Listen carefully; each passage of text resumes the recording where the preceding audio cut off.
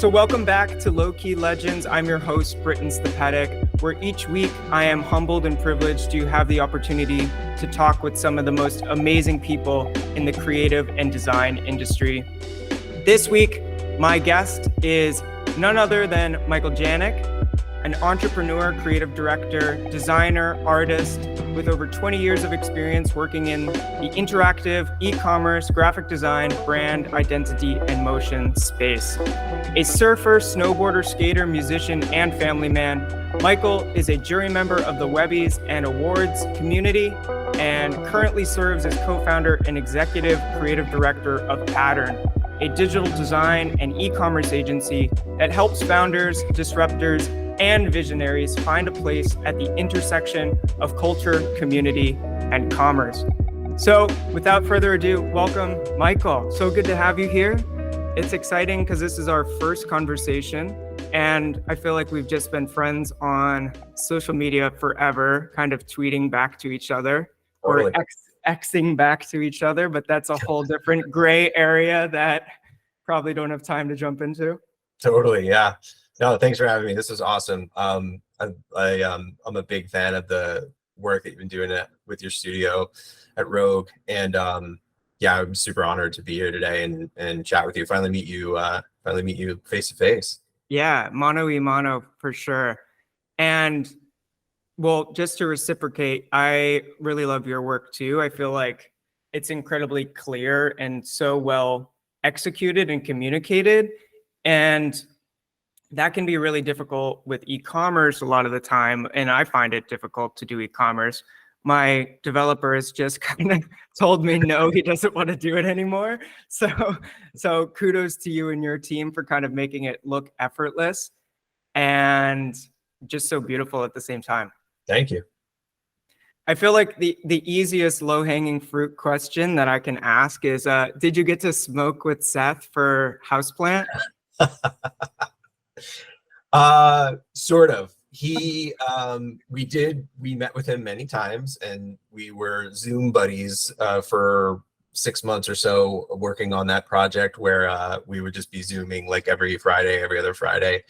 He smokes weed prolifically, like constantly. Every Zoom call, he'd get on the Zoom, be like, okay, and then he'd just light up a joint, and we were off on our design stuff. So I didn't get a chance to actually share any a joint or cannabis with him, but we did have a full-on kind of like in-person meeting at his production company is right behind the Houseplant headquarters in Hollywood, and so there's real big like conference room, like glass walls on two sides of it, and then the outer wall.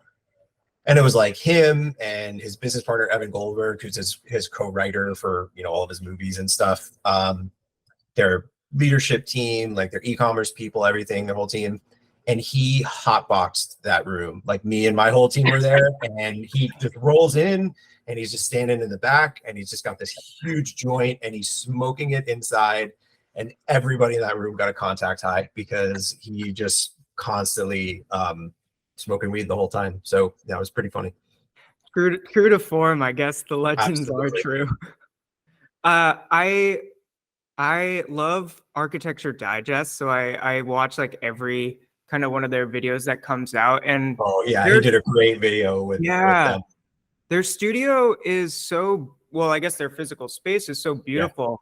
Yeah. And I mean, he seems to be a lover of design through pottery. Yeah. And it definitely feels like it kind of translated directly into that website with the creativity that was unleashed there. So I'm getting to a question, and I think that they're tied together. And the big question, and it's one that you wanted to ask us at Rogue, was how do you create and maintain a culture that rewards creative thinking? And I think that your work shows a very large depth of creative thinking and visual execution. So I want to turn that question back on you, and then feel free to turn it on me, and then we can kind of go tit for tat. Yeah, absolutely. I mean,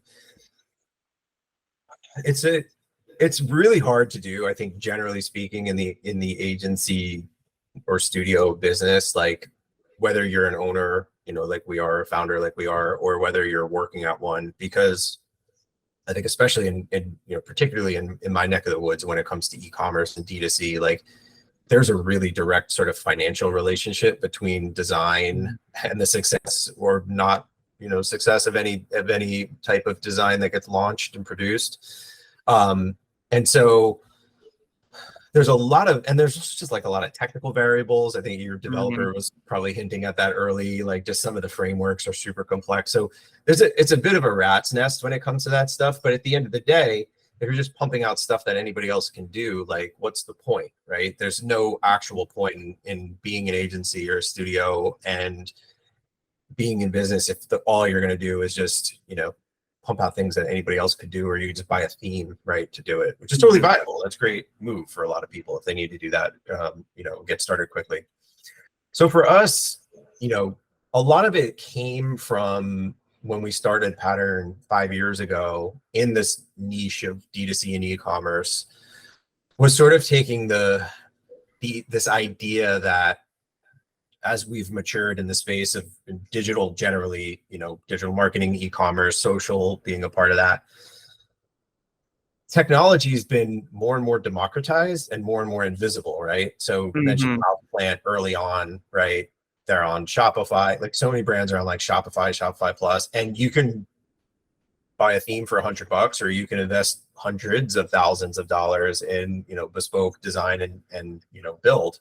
At the end of the day, the back end is all the same, and it doesn't matter how big or small you are, like it costs the same. So early on, we would talk a lot about technology as a differentiator, like in a prior life. And now it's really, for us, it was about design being a differentiator. Not just visual, certainly visual is a part of that, brand, UI, experience design, just overall customer experience, really leveraging design as a key factor to differentiate. So we kind of started Pattern with that notion.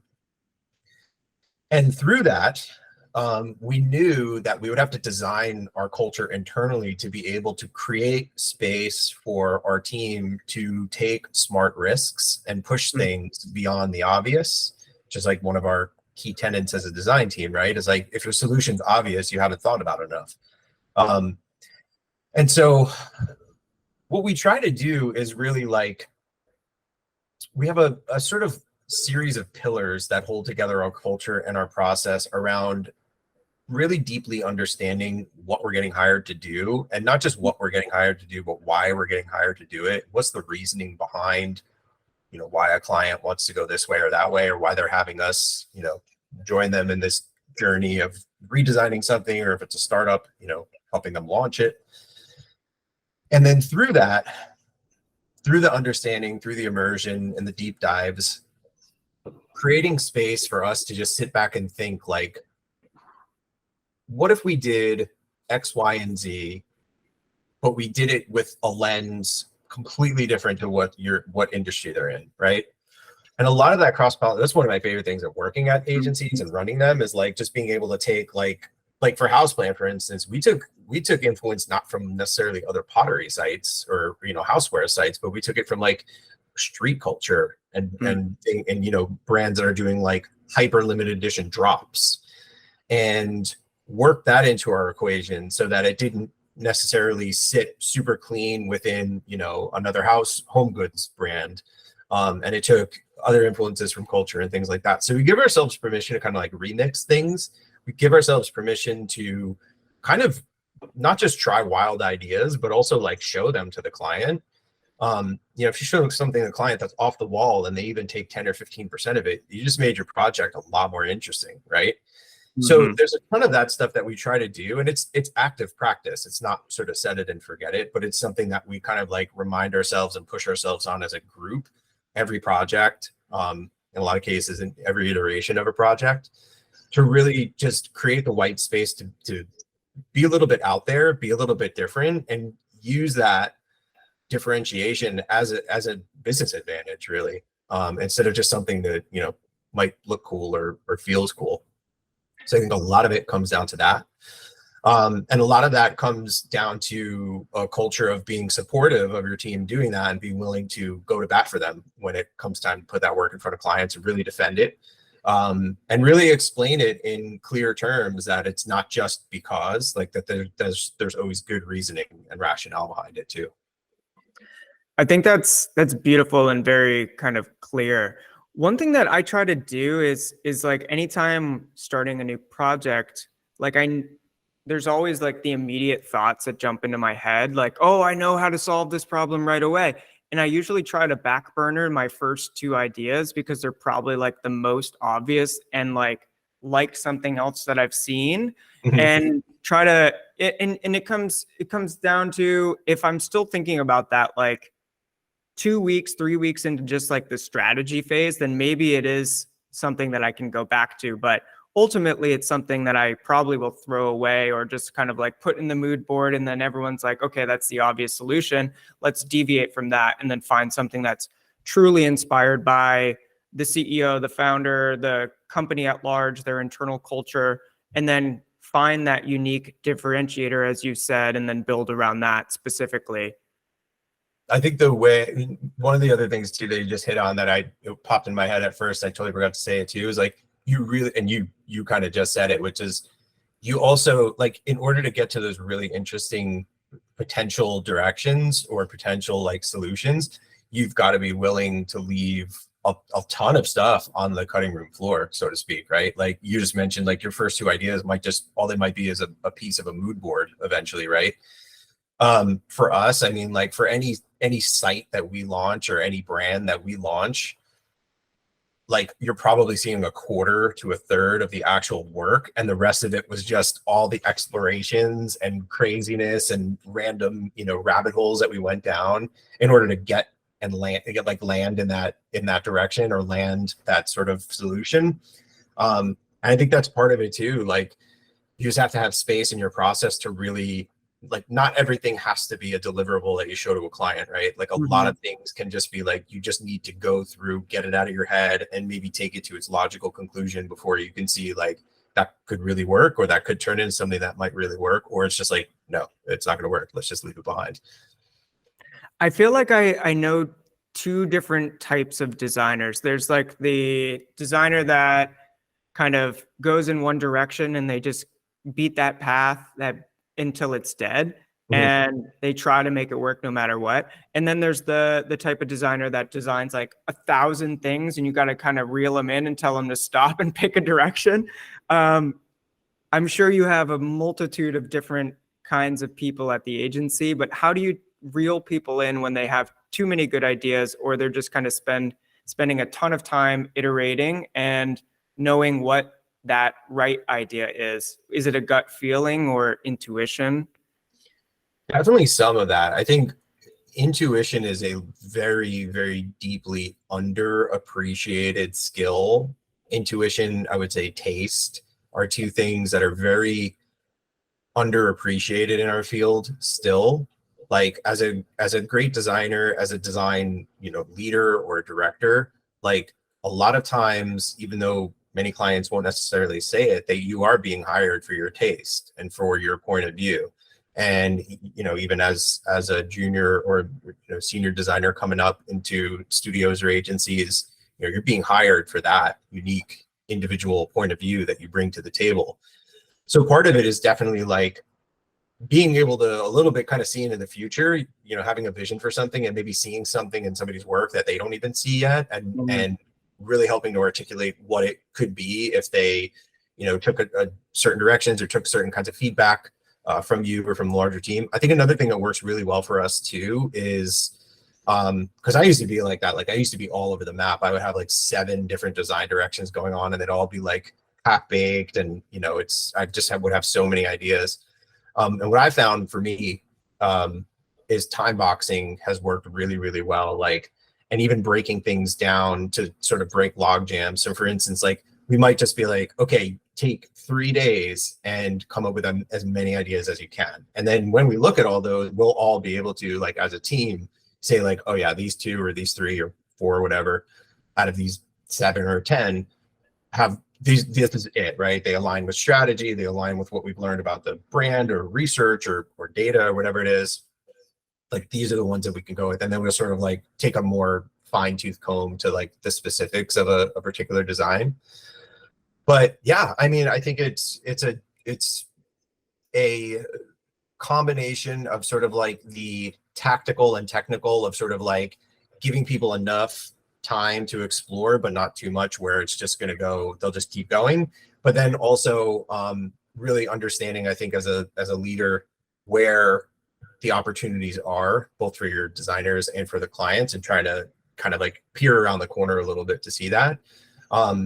And then even, we even do like, sometimes we'll do like little micro exercises where instead of, if it's really overwhelming to design like a whole thing or a whole direction, we might just break it down and just be like, okay, let's just do like a couple of little components.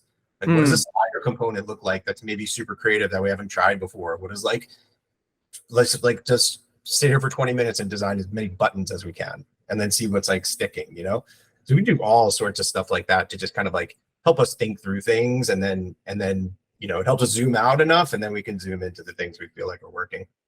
It's almost kind of like gamifying it in a way too, where Definitely. yeah. That's fun. I'm gonna steal that for sure. Do it. It's a lot of fun. Yeah. I love the time boxing exercise because I think that it is super effective, because it's like, okay, I have X amount of time to do this much exploration, ideation, and get out everything that's in my head, and then kind of come back as a group, decide what's working, and then from there you have the ability to kind of finesse, refine, tune up, tune down, throw out completely. And there's definitely times that work needs to get thrown out and then start again for the betterment of the project and the client and ultimately the goals, which is definitely a hard thing, just like that depressing feeling, kind of connecting yourself to the work, which is unhealthy.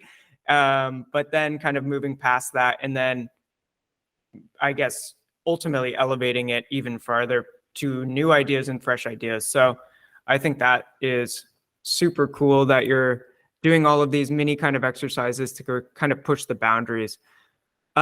Besides the mini exercises, do you have like internal kind of limitations or kind of things that you do as a design team, like never using the same typeface choice, or any kind of creative ways that you push your team and the culture of the design, I guess, agency at large? Yeah, I mean, we have so many, it's so tricky with our sort of the world that we play in with e-commerce, because so much of modern, digital commerce, especially on the web, is predicated on somewhat predictable patterns that people understand and use all the time across all these different sites, no matter what brand or no matter what industry or whatever. So like I always use examples of like, in exceedingly few circumstances, most of, I would say probably 99% of the time, you're going to see navigation on the top of the site. You're going to go to a product page, and the selections that you're going to make about like size or color and add to bag or whatever is probably going to be on the right side, and the image of the product is probably going to be on the left. So for us, what we try to do is, like, I always say that best practices are a starting point and not the solution. And a lot of times what we talk about is like, how do we just riff this a little bit, or maybe create an interaction or an interaction pattern that might work for this brand, or might work for this product that they're selling, or service that they're selling, or the kind of experience that they want, or some combination of all those things, that it takes what we know and it leverages people's existing behavior, because we know that changing that behavior is very, very difficult, right? But we can add a little magic to it. We can add a little bit of UX flair. We can add a little bit of a branded moment. We can add something memorable so it stands out a little bit, right? And it can stand out in terms of being fun and a little bit of surprise and delight, but it can also stand out in terms of being maybe more effective and more relevant to a particular type of consumer than the overall quote unquote best practice might be, right? And so a lot of times we're as a team, like, playing that game within the context of what we're doing. So we are challenging ourselves both at the higher level to do interesting things design wise, both for, user experience, visual interaction, things like that, But then also at the micro level, at these like super important points of the customer journey, like we're always thinking about like what else can we do there where we might be riffing on something that we've already done. We definitely, I mean, for the range of brands that we work with, like we almost never use the same fonts because they're so varied. And, you know, I always love that. There's like, I could geek out for like ever on, we could do the whole rest of this conversation on typography because I feel like there's been such a renaissance in typography in the past, like probably the past like 10 years, once web fonts really became like solidified and stable. I love being able, especially when we work with like brand identity projects, to just be able to bring like much different, like more niche fonts to and typefaces to projects. But yeah, we're always playing with things like that. You know, we get into a lot of art direction for like product and lifestyle photography, and there's so much stuff out there that just all looks the same. The trends just copy each other, and then all of a sudden like everybody in an industry is, you know, shooting their product on the same kind of background, same kind of shadows and stuff. So a lot of times we're trying to like buck those trends too, and again maybe pull in, you know, inspiration from totally different industries. We might be working for, you know, a skincare brand and or something like that, or and bring in, you know, photography directions from a totally different industry, like, you know, high fashion or apparel, to kind of give ideas about how to really stand out. So we're always playing with that stuff, and then really depending on where we are on the project, we kind of just scale it up or down to be like more general and directional versus like really specific to like some of these moments and that are maybe a little more functional and transactional.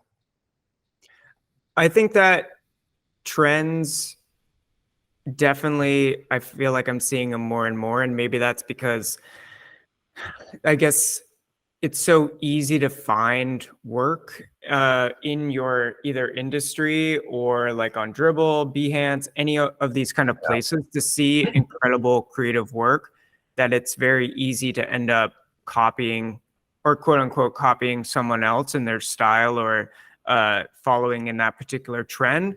I love that you're looking at an industry and then flipping it and say, let's look at an entirely different industry.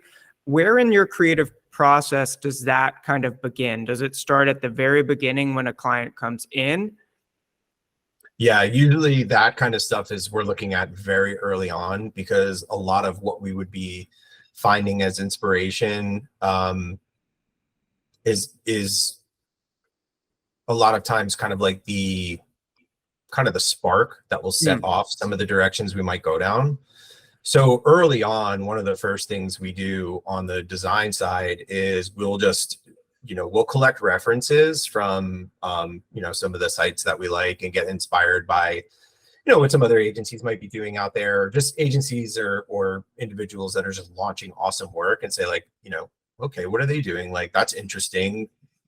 Whatever it might be that they're known for. Maybe it's great typography. It might be interesting ways of applying motion to a layout.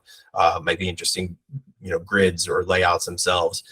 For some of the stuff that we do, like, it's interesting to even just get out of digital, right? Like for Houseplant, for Seth Rogan, and even for the stuff that we did a couple of years ago when we worked with Ariana Grande on her beauty brand launch. Like, we weren't really looking, I mean, we looked at a little bit of other stuff in terms of like direct competitors for, you know, for Houseplant and Seth Rogan, but like they're a big fan of Amélie and Dore, which is like elevated, you know, menswear site, also menswear brand out of New York. And they were like, that's our vibe. We're just doing that with like ceramics and, you know, houseware goods. So it was cool to really lean into that and be like, okay, like how do we bring that ALD vibe over into Seth's, like, you know, weed fueled, elevated, you know, house goods and ceramics and cannabis world. For Ariana Grande, it was a similar thing. Like, there's a million other beauty brand sites that we could look at, but with her, it was like she actually personally built out these mood boards and was like, I want this thing to be like a combination of like retro Hollywood. Like, her literally what she said to us was like, I want you to pretend you're in 1950 thinking about the year 2200. And we were like, okay, like that's fucking wild. But it was such an interesting way to look at it, because then it's like you start to look at all of these historical and archival photos of like mid-century modernism and old Hollywood and things like that. And the optimism they had for the future then was just unbound. Like it was insane what I mean, a lot of them I think would probably be disappointed where we are right now. Like the ideas around architecture and space travel and design. And so it gets really interesting. Of course, you want to be current and up to date on what's actually happening executionally and where things are at. And to some degree, you do have to sort of end up in a place where it feels differentiated, but it still feels like you're supposed to be in there with your competitors. Like there is, I think, a fine balance to that, where if you're too far out there, it actually won't work. So there is some balance that needs to be struck, but I think it's really interesting to kind of get out of just going to the same websites as everyone else does and looking at the same, dribble shots or whatever that everyone else does, and really getting into like completely reframing your view on what the concept might be or what the vision might be, and really getting out of kind of like a vertical by vertical approach to looking at it. That stuff has led to, I think when we've done that, it's led to some of our most fun and differentiated work. Seth Rogan, Ariana Grande. You're sensing a theme. Yeah, you got some famous folks in there. It's wild. Yeah, I mean, Pattern's 5 years old. I didn't even realize that. Rogue's 4 years old. We have a very small team. You have a team of 8. Do I have that right? Yeah, we have. I think we have 10 full time now, and then we have. I think we're 18 maybe total right now, 16 or 18. So we have, about 10 full-time people. And then right now 6 or 8, what I would consider to be like fairly long-term contract. I call them permalancers. Like we just have these people that love being independent and freelance, but a good chunk of them have been working with us for years. So it's kind of like an extended family kind of vibe. But I'm curious what year 1 looked like, and how do you get to 16 of 10 full-time and then 6 permalancers? What does that process look like? Because I think I need a little help to grow our agency, and I think I'm the problem. Yeah, it's that process looks exhilarating, but I always say it's like it is pure pain for the first few years. Like our first few years, I mean, I would never trade it for anything. But like early on, and I'm sure this is probably like somewhat similar for you, but it was basically like I was basically doing all the work. Like me and my co-founder were doing everything. So it's like we're sitting there executing the work. He's in sales and account management. So he's like all the contracts, all the sales calls, everything like that, like account stuff. We're both handling finance. I'm designing. I was like leaving one job and one agency that I was at for almost 8 years and then starting Pattern at the same time. So we're like 90-hour weeks, like sort of coming off of one. Like it's basically working 2 full-time jobs trying to start up Pattern. And so eventually our first big move actually was hiring a project manager, Johanna Tannerforce, who is she's epic, and she's our day one employee. We hired her as a contractor, then she came on full time. She's been here since, I don't know, we were a few months into Pattern when she joined us at first as a freelancer. And which is weird, you think design agency, of course the first people are going to hire designers, but I've seen so many great design agencies come and go because they didn't focus on the fact that you're running a business. So like you can have amazing designers and do awesome work, but if you cannot run it as a business, like it will not last. And I'm sure you've seen a lot of them come and go too, where they're here, they do great work, and then you never hear from them again after a few years because they didn't kind of get that aspect of it right. We did that, I think, right, because we hired somebody who really understood how to operationalize things like getting freelancers on board, contracts, bids, scopes. She was already really experienced with other agencies. I know how to do that stuff because I was, before I was started Pattern, got all the way up to like SVP of design. So a huge part of my life was just sort of like operationalizing design teams. And so that's kind of what we did for the first year. And then we brought on the roles that we knew we needed the most, which was like just a super amazing art director, senior art director, who I worked with for a long time at prior agencies. Her name is Erica Rantawa. She is absolutely epic, most of the sites that you're talking about, she had a hand in, if not fully led the design on them. Jenny Ta, who is our associate director of UX design, again, somebody I've worked with for a while, actually hired her at my prior agency. Killer UX thinker, awesome strategist, like really tuned into culture and what's going on and knows how to take that inspiration and flow it into great UX. And then Sarah Bueller, who's our art director, who actually she was Erica and her, all three of them worked on the Houseplant site and the Ariana Grande site that we were talking about. So we kind of stacked up this sort of like core team of like, 1 PM, a super tight bubble of just awesome designers, and then literally just building around them. So as we scaled up, we have, more PMs, we have designers that we can kind of, as contractors and full-timers that we've kind of like built around them as the core. And I just look at it like layers. Like now we're getting into a place where we're starting to do a lot more research and a lot more strategy in addition to design. So now we're building those people on where we have like UX researchers and we have, more like almost full-time strategist roles and things like that. And that's kind of how we've been able to grow. Everything that we've been talking about in terms of culture, in terms of risk-taking, that's like still the core.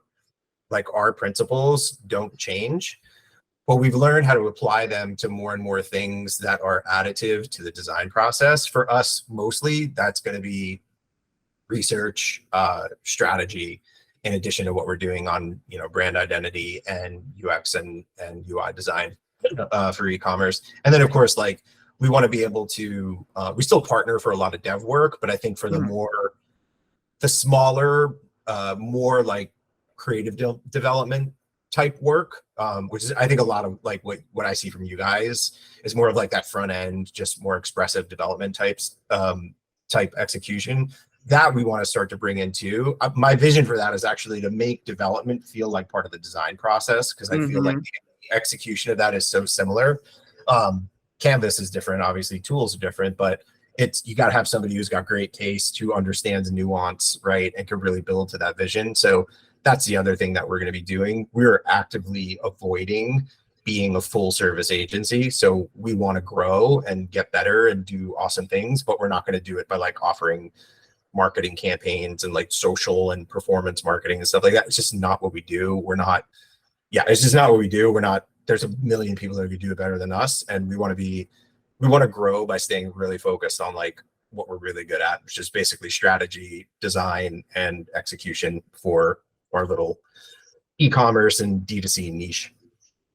I think that's really important. And I feel that a lot of creatives, they either tend to get bored, so they do everything and just say yes to anything, either from a need to stay creative or a need to pay the bills. But I've found that really kind of honing in on a couple specific strengths and really owning that as your responsibility or just the thing that you're super interested in and going kind of full all in on that has been kind of rewarding. So for Rogue, it's the branding, the digital design, and then elevating that kind of creative development and kind of pushing that as a differentiator. Obviously, there's plenty of folks that are doing that. But I was curious if in that process there was any kind of growing pains that you had to learn from, because I'm sure it isn't all sunshine and rainbows. Obviously, it's the long days. It's so many. Yeah, but if you had to pull out one kind of biggest growing pain, what would that look like so that people can know that it's all not just winning all the time? No, I mean, it's definitely not. Biggest growing pain. It's funny because I feel like there was a lot more pain in going from like me and my co-founder Isaac, 2 people in a little co-working space in Oakland, to like going from like 2 to like 5 was so hard, because you're doing everything from scratch. Like you're doing every project, like you're still trying to figure out process. You're doing every bid or every proposal or whatever, and you're losing a ton. Like you're just getting your face kicked in all the time, because it's like, who's going to hire like 2 people in a closet in Oakland? It's like just not something that happens a lot. I mean, you get lucky every now and then, but like you definitely take a lot of rejection, and you're sort of like, you have to do all this weird stuff too, like get a lawyer to write contracts and things like that so that you are protected, right? And so you're kind of like spending all this money on weird stuff like payroll software and like legal fees and like an accountant. And you're like, I don't really want to spend that money, dude. Like we're just starting. It's not, you know what I mean? Like it's stressful, but I would say like that is a big pain point. And then just sort of like you have to set everything up, like providing benefits in the US, like, dude, it's just like such a nightmare. It's like setting up health insurance and like all that's in a 401k. And I'm like, oh, I mean, it's just a grind. You can pay people to do that for you, but I really feel like that's dangerous because I feel like if you're going to really do things right, you have to know how they work, and you have to at least do it once to understand that. Now I'm happy to. We have people who help us out with finances. We have people who help us out with ops. It's great. But I know I can step in, right? Whereas if you just sort of outsource that or just offload it to somebody else, you're kind of at their mercy. And if they leave, you're really screwed. And so early on, a lot of that stuff was a grind. Finding clients was a grind. Getting rejected a lot was a grind. But then once we kind of got it right for like the first 5 people, it really scales much easier after that. The tricky part is to not overdo it and just start hiring and growing for the sake of growth. So, another thing that was kind of painful is we say no to a lot of stuff that we could probably do really well financially on it, but it would either be stuff that we're just never going to put in our portfolio, or maybe the clients are just not a good fit for us, like in terms of skill set or frankly, in terms of culture and personality. Sometimes it's just like, no, we're just not going to work with you. And that could be real, or just like they're just not something we agree with, like philosophically, you know what I mean? It's super hard to turn that away in a lot of instances when you have to make payroll, right? Because like values are awesome, but you can't pay people in values. You need revenue to pay them. So it's painful in some ways to do. I mean, the stuff where it's like an obviously toxic client, that's pretty easy to walk from because whatever. But there's other stuff where it's like, you could conceivably make it work, but it just might not be in the best interest over the long term. And I think that is also difficult to do, especially when you're a year-old company and somebody comes to you with like $50,000 or $100,000 project, and you have to say no to it, like because that there's no good way to say yes to it and come out the other end like alive.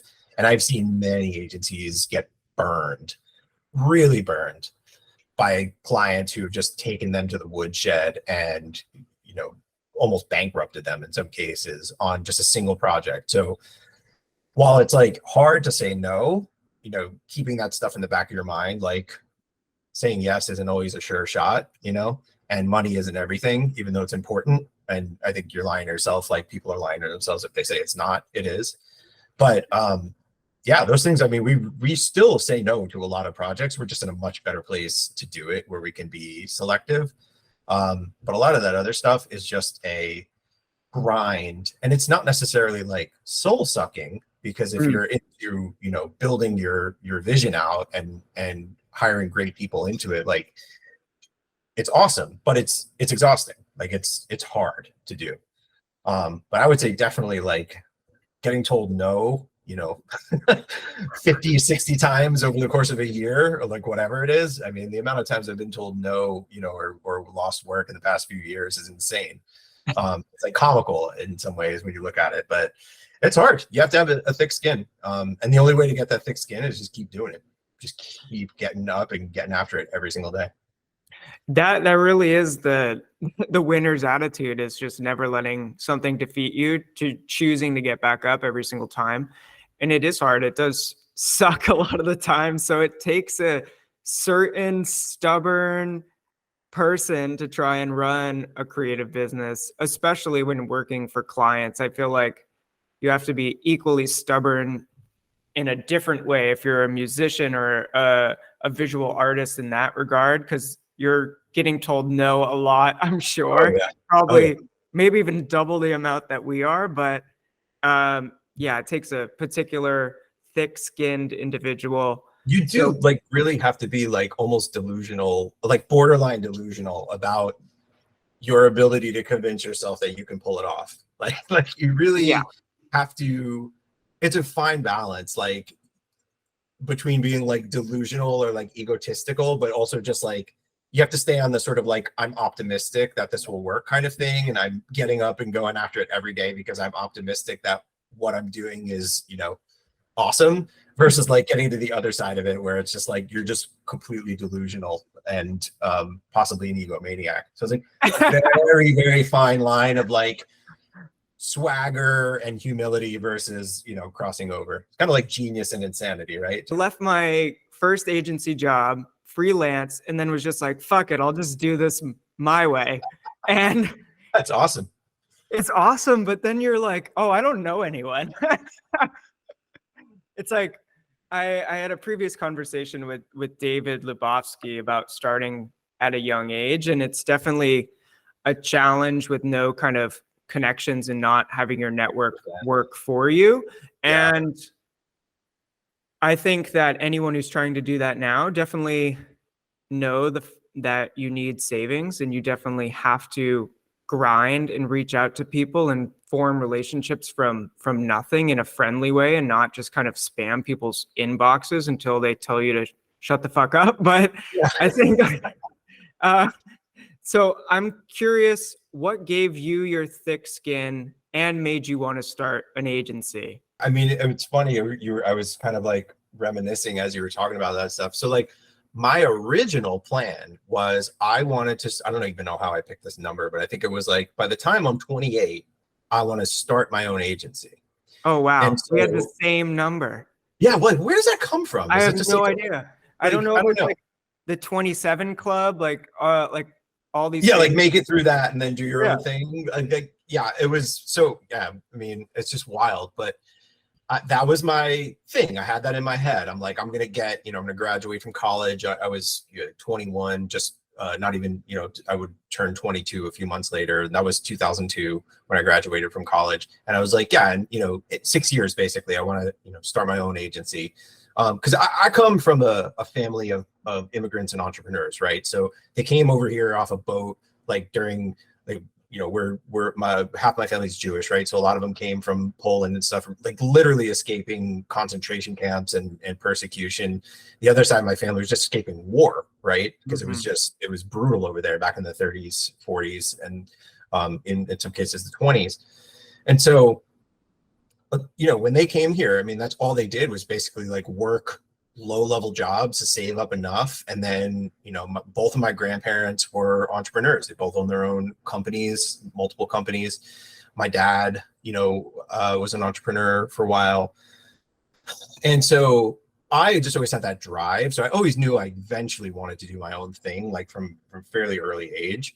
As far as the agency thing goes, you know, life is weird sometimes. So like I actually ended up getting married and I had my first kid when I was 25, which there's no way you're starting an agency. Like, I mean, I guess you could, but like, you know, I did not grow up wealthy and we had to earn, you know, all of our own money and things like that. So it's not like I had some massive cushion or family money to pull if I wanted to do that. And so basically, you know, I ended up just working my way up the ranks of various, at the time, it was, you know, all flash digital marketing stuff in the late 2000s. All of the East Coast and the West Coast. Like I'm from New Jersey originally, just outside New York City. So my whole family is from, you know, New Jersey and New York. I worked at a bunch of agencies there after I finished college. I moved to the West Coast. I worked for a bunch of agencies in like SoCal and you know, San Diego and LA, freelance, you know, for various places. I just kind of went back and forth, and I eventually kind of like the catalyst for really taking the leap was like at that point I'd gone all the way up from like, you know, designer to senior designer, art director, creative director, SVP of design, like overseeing everything for, you know, an agency across San Francisco and New York offices. And I never lost the fire to like want to start my own thing. But like, as I was approaching, 37, 38 years old with an SVP title, I'm like, how am I going to do this? You know what I mean? Like, how it's not easy to leave like a kind of a role where you have full control over everything. Like, you've got, the somewhat independence in terms of what you want to do, how you want to run the team. But what happened was, the agency that I was at was acquired and folded into another company that was just radically different from what they were. So there was, cultural differences and things like that. And all that stuff is good, but it's just where they wanted to take things was just like, I just wasn't on board with it. And it was no shade against the acquirers, but it was just not something I really wanted to do. And it really just came down to like, okay, I can either stay here and do something I want to do. I can find another job and just do this whole thing again, where we build up a team and it gets sold to somebody, or I can just start my own thing. And fortunately, my business partner, Isaac, was kind of in the same boat. We had worked together, and he was just coming off of his own thing where an agency they worked for was acquired. They were going through changes and whatnot. We just both happened to like land on the desire to do that at the same time. And both of us were like, far enough along. I mean, at that point, I'm like 37. I think he was like 40 or something like that. So we would, we'd been working for a while. We had some cash saved up because, as you know, that's really important. And a lot of people don't realize how much you have to kind of like be able to float yourself for a while. And the most important thing that I think is going back to your earlier point was we had, at that point, 16 years of client relationships, from the small all the way to the big ones, both as designers and then as more like leadership positions, that I would have never had that at 28. There's no way I would have had that. So in a way, even though we were, a little bit older, maybe slightly more cynical and but definitely a little more eyes open as far as like how hard that business is to run, we also knew that we could call on a lot of these people and they would find us a project, even if it was a small little project to help us get started. And honestly, that's how we got started, was calling them, telling them we were doing this thing, and then being like, we don't even care what it is. Like, if you have anything, we'll take it. And so it was and we just literally built baby step by baby step, doing these really, really small projects for people, and just, crazy over delivering, just because we were so happy and want to make sure that we could build essentially a word of mouth business for the agency. And that's what we did. And so I think, to your earlier point about people who start earlier, I think there's an interesting flip side to it, because I think when you're younger and you just have a head full of steam, dude, you're just full of fire and you're like, fuck this, I'm gonna do it my way. I know what I'm doing. And you probably have realistically more raw energy to do it when you're younger. But the flip side of that is the professional relationships for people who can ladder you into bigger and bigger projects is just not there when you're younger. And so that side of it becomes really, really difficult. It's maybe a little easier now than it was, back in the day before social, to get visibility for people. But at the end of the day, people are buying from people. They're, it's really what it comes down to. And so the relationships really, really matter. But that's kind of how it ended up, working out. And I was only I don't know, 14 years late on my goal, but still managed to do it. Whatever. Hey, if you hit the goal, you hit the goal. That's what really matters. And that's so true, because starting out young, I just was grinding. So I had got most of my original kind of starting gigs from Dribble, just companies reaching out. So I was posting, I was trying to do one a day, kind of just grinding it out, staying up till at least one every day, just making something. And I was doing that during when I had an agency job. So I was coming in, working crazy hours. And at that time, it worked out because my now wife was in New York and I was in Boston. So I had the ability to kind of grind it out for the first kind of couple of years. But then like getting married, it's like, no, your priorities need to shift. Like having that boundary of like work and life. And I don't really love the term like work-life balance, more like work-life integration, or I'm with you on maybe, that. yeah, because like I work because I like it. It's part of my life. And I like that it gives me money to do all the other things. And I would still be designing shit, even if I was like working at a coffee shop, if I had those skills. Like, so I think the infusion of all the aspects of your life need to be kind of in synergy and harmony from that perspective. Definitely. Yeah, I agree. It's funny, like early on, you know, when I had my daughter, I was 25. You're kind of up all the time anyway with when kids are, so it's like I kind of did the same thing. I was like, okay, look, like for me, I wasn't going to start my own company then, but like I would be taking on freelance projects and I would work until 1-2 o'clock in the morning. And I know a lot of people would frown on that now.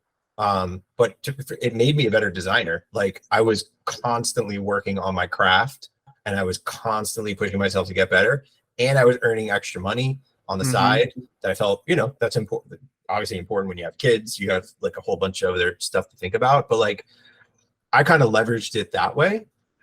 And then it was, you know, for me, it's like my kids were much older when I started the agency. So it's like they are more independent. They don't need you 24/7. It's not the same thing, but then it is much more of an integration like of work life so that, you know, your family still is your priority. But then it's actually been a lot of fun to loop them into what we're doing. Like they think my daughter was like, great. She was like, when she found out we were working with Ariana, she was like, how? Like, are you what? Yeah. Like, it's insane.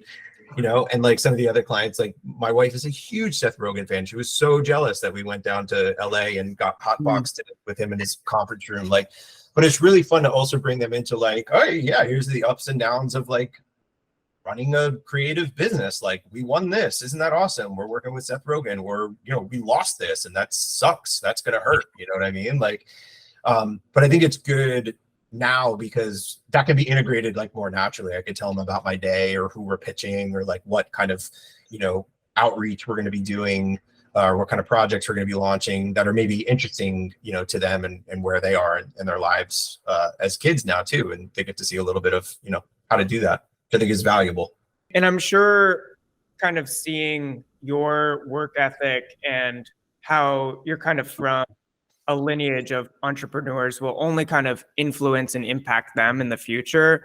I know that it was a huge impact on me. My mom owned a theater for kids, and then my grandfather like a service station. So standing on their shoulders and kind of, I feel like that entrepreneurial gene is like almost passed down. It's a hard thing to learn, but like it helps kind of having that in the family.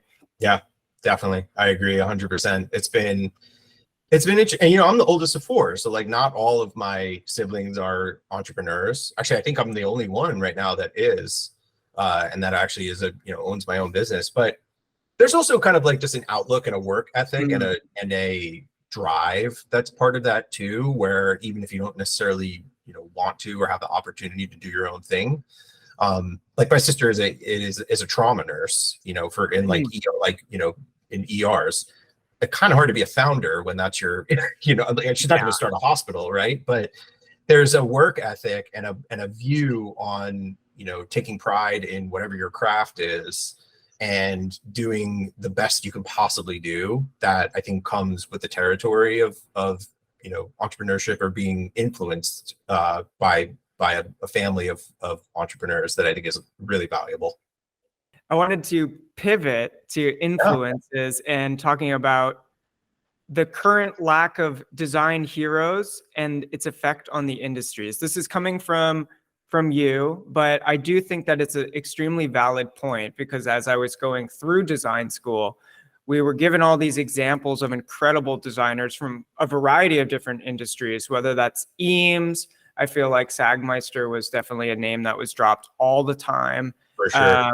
Definitely like being from Boston, Johnny Cupcakes came in and spoke to us. And so as I was kind of love Johnny Cupcakes. Yeah, he's such a good dude too.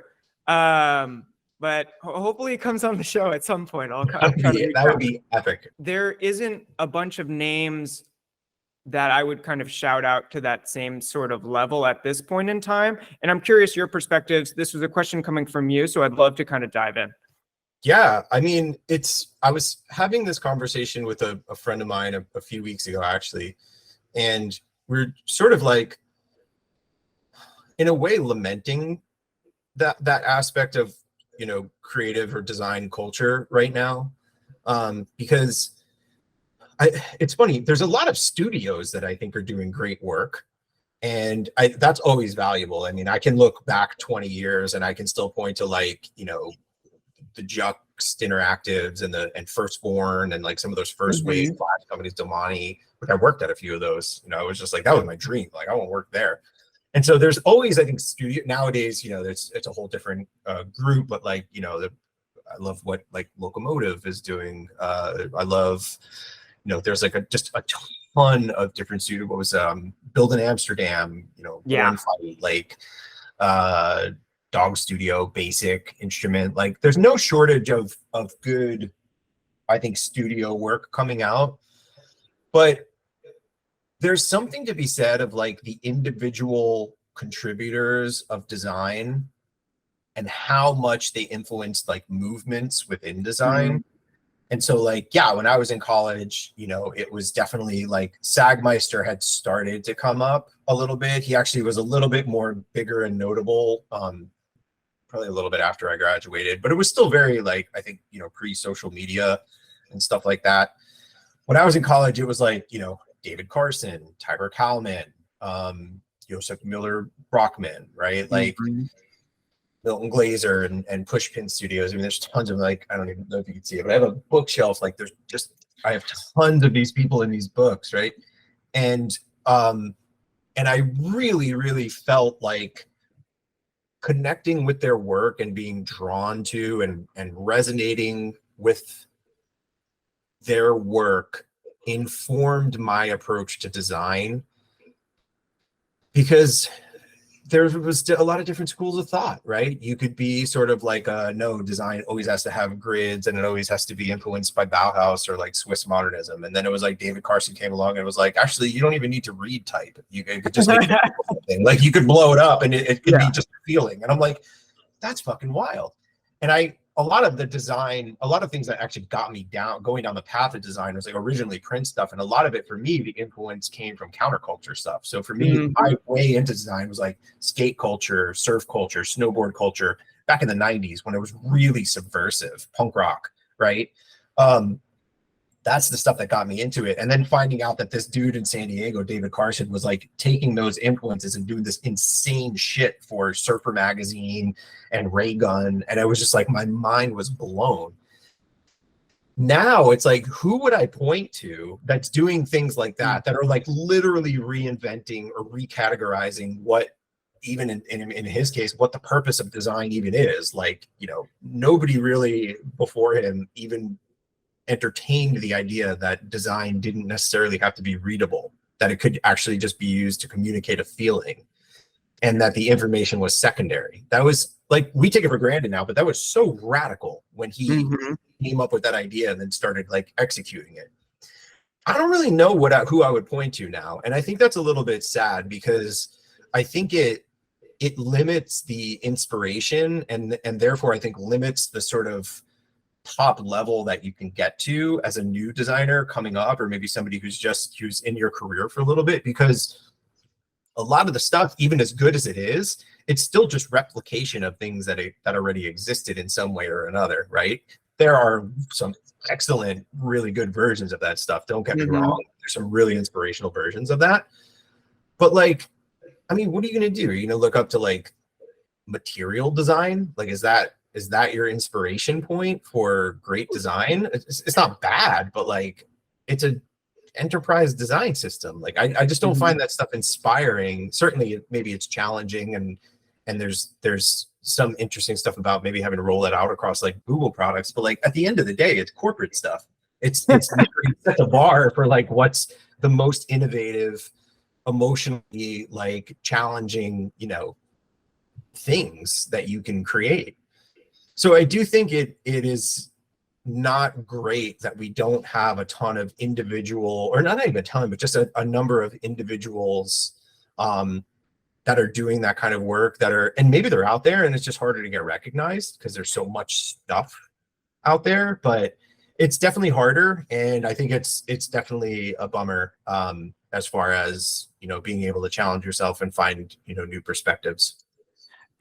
It's a funny thing because there's so many people crushing it out there, but it might just be the fact that there's like such a huge number of people that we're seeing on a day-to-day basis, whether it's scrolling Instagram or like on any kind of social media platform. And it could be that there needs to be like a dramatic shift in culture. And I don't know what that will be, whether it's a tool or technology or I guess an event that needs to happen in order for that shift, that someone would rise like astronomically above the rest. And I'm not sure who I would kind of look to as an individual level. I guess the most recent person that is in that space is like Jessica Walsh, like from Yeah, from Zach Walsh, or now it's just Ann Walsh, right? Yeah. But I mean, I don't even know her story or where she came from. I just know her name and that she does really creative work. But ultimately, like that story is lost on me, unlike the David Carson and the other people who have kind of like solidified their place in design history kind of forever at this point. And totally. Yeah. The other thing too is like, I do think this has some relation to not just social, but well, I think actually it has a lot to do with social. It's kind of the internet, but also social. Like I think back to like the mid 2000s, and I can still name like Shane Mielk, who used to work under the name Pixel Ranger, and he worked at like 2 Advanced Studios back in the day. I mean, he's a dude now who literally designs the interface for SpaceX rockets. Like that's what he does now. He used to do like microsites for the Ford Mustang, and now when you see the SpaceX photo of the astronauts like punching coordinates into their freaking rocket ship, that's his work. Like it's nuts.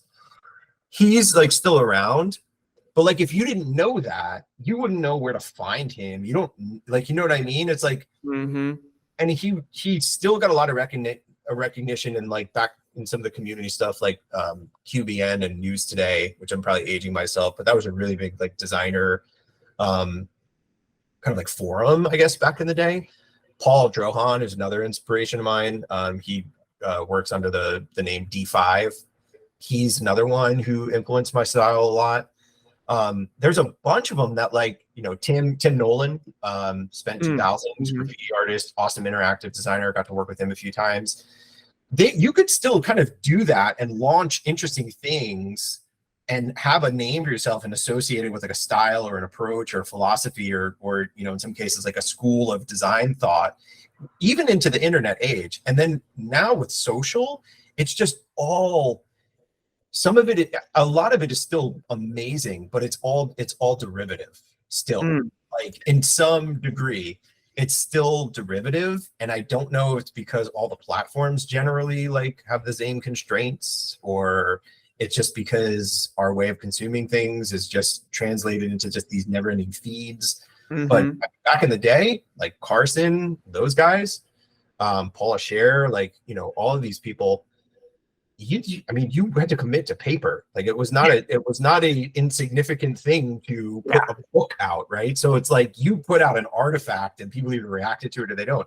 Now it's like you can just throw out, like just take screenshots of different parts of your design and just consistently make stuff, post stuff every day. So I don't know. It's weird. It's interesting. I still haven't grappled with the thought entirely, but I do know that I do feel like something's missing there that I think is unfortunate and kind of a little bit sad for the up and coming generations of designers. Let me ask you this, Michael. Do you find that it only applies to the design industry, or do you see this in music, visual arts, and other mediums as well? I definitely think it can be seen in music. I think people's listening habits have changed so much due to streaming that literally music is just being made differently now. It's being released. It's not necessarily all bad, but I do think too that there's a formulaicness that has definitely pervaded other areas of creativity. Music is probably one of them. I'm less so in tune with things like performing arts on the stage, but I think if you look at movies, one of the reasons why Barbie and Oppenheimer were so well received and like became this a Barbenheimer like cultural event is because for once it wasn't a fucking Marvel movie. Yeah. Like those things, I mean, you want to talk about a formula, like how many Marvel and Star Wars movies can you watch where it's like there's nothing unique about them other than ridiculous special effects and big names, but like it's just the same stuff. And so I do think people are kind of like hungry for other things and to mash up and kind of make their own versions of other things. So I definitely think it's had an effect like at a lot of different levels. I don't know if it's affected everything necessarily. I do think it's even affected things like architecture though. If you look at like what's going on with style of homes or, you know, the kinds of buildings that go up in cities, a lot of them feel very, very same. There's occasionally, you know, there's occasionally an architect here or there that might be able to push the boundaries just because of who they've become. But again, those people largely made their names well before this day and age. So I don't know. It's interesting, but I do think I feel like there's a point where something happens, there's some sort of like seismic event, and a lot of people won't know it's as big of a deal as it was until like, you know, a few years later. For me, I think what happened with the iPad and the iPhone and Flash being like starting to decline, because a lot of that last, you know, group of people who came up with unique and individual things, you could actually design and build and publish all that stuff in Flash. That is so hard to do right now. I mean, like Framer or Webflow, maybe a little bit, but they're still, in my opinion, a lot more limited than Flash even was then. And they're just starting to get to a point where you can kind of do some cool stuff with no code. But I feel like the iPhone was sort of like an extinction level of event for a lot of that kind of stuff. And we've recovered and I think can do interesting things now, but it's much harder to do. And it's not as freeform and expressive.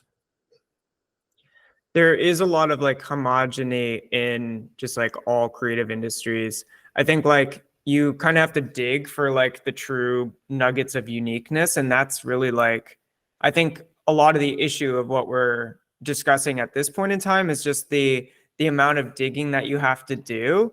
And I don't know if it was just like there was a point back in the day in which like you saw the big names because they were the big names, and there was a reason they were the big names because they got like some notoriety. But I think about like the rise of like Basquiat when he was coming up in New York, and then his complete evolution of the friendship with Andy Warhol, and that like launched him catastrophically into the public eye. And yeah, I'm not sure how that happens nowadays in terms of like an art movement or a cultural movement, but I'm definitely excited when there is kind of like a rebirth or renaissance, and I'm not sure what form that takes. Yeah, it's harder now, right? Because people like, that's a great example of something that's like fairly modern, right? I guess that was when in the 80s, maybe, where that really late 70s, 80s. And so now it's like, I don't even know how that would happen right now, because to me, if like something like that were to happen, they probably would like have an exclusive deal streaming that with Twitch or on Twitter or X or whatever the fuck it is. And so like if I'm not on Twitch or if I'm not on Twitter or X, would I even know? Would I care? Like back then it was just like that was in every newspaper and it was on the news and it was in the 5 magazines that would cover culture. Like there's just so much less, in a way it's interesting because it's the fragmentation of like how we view and consume media has allowed so many interesting subcultures to thrive, because now people can really dig in and find them much quicker and participate in them. But on the flip side, like it's so fragmented that like large cultural moments are really few and far between, and I think that's what a lot of this stuff kind of stems from, is like our inability really to kind of have moments like that as frequently as you used to. And it's true what you just said. They're kind of gatekeeps to certain platforms or kind of content hubs. So if you're like doing a cool stream. It's probably living on Twitch and then getting uploaded to YouTube later on. Yeah. But we're still naming two content platforms opposed to kind of having an event in real life with a bunch of people that you paid money for. And I do think there's something to be said about like paying money for a product, a service, an item, and really kind of committing to, I am supporting you. Thank you for doing what you do. Yes. When's the last time you bought an album? Yeah. I mean, I don't know. Yeah, I I'm trying to think. I honestly, I don't know. I do collect vinyl records. So on occasion, if I really like an album, or I feel like it's a, one that's worth investing in, I'll buy that version. I couldn't even tell you the last time I bought an individual album because I'm just streaming everything. Like I have no idea. I wouldn't even know. Honestly, I would not even know. I burn through music like at a rate that is probably unhealthy, just like listening to new music and podcasts and all different forms of like media. And it, in some ways I'm like, oh, this person's only getting like a 100th of a cent for this fraction of a contribution. cent for sure. Yeah. I'm literally doing nothing for them by listening to them. So it's been something that's on the forefront of my mind in kind of putting my money where my, I guess, heart is, and making those contributions to those artists because it actually matters, directly buying their product or directly, let's say, contributing to their Bandcamp or whatever that platform is, going to their show, going to the art show or whatever, buying a shirt, whatever it may be, that contribution. Totally. Do we want a full pivot and talk about psychedelics? I'm down if you're down. Yeah, I can share my stories that aren't like directly mine because I've never taken psychedelics, but I am curious what your first experience with psychedelics was, and if it matches with all of my friends who just ended up in jail. So nope, did not go that route, thankfully.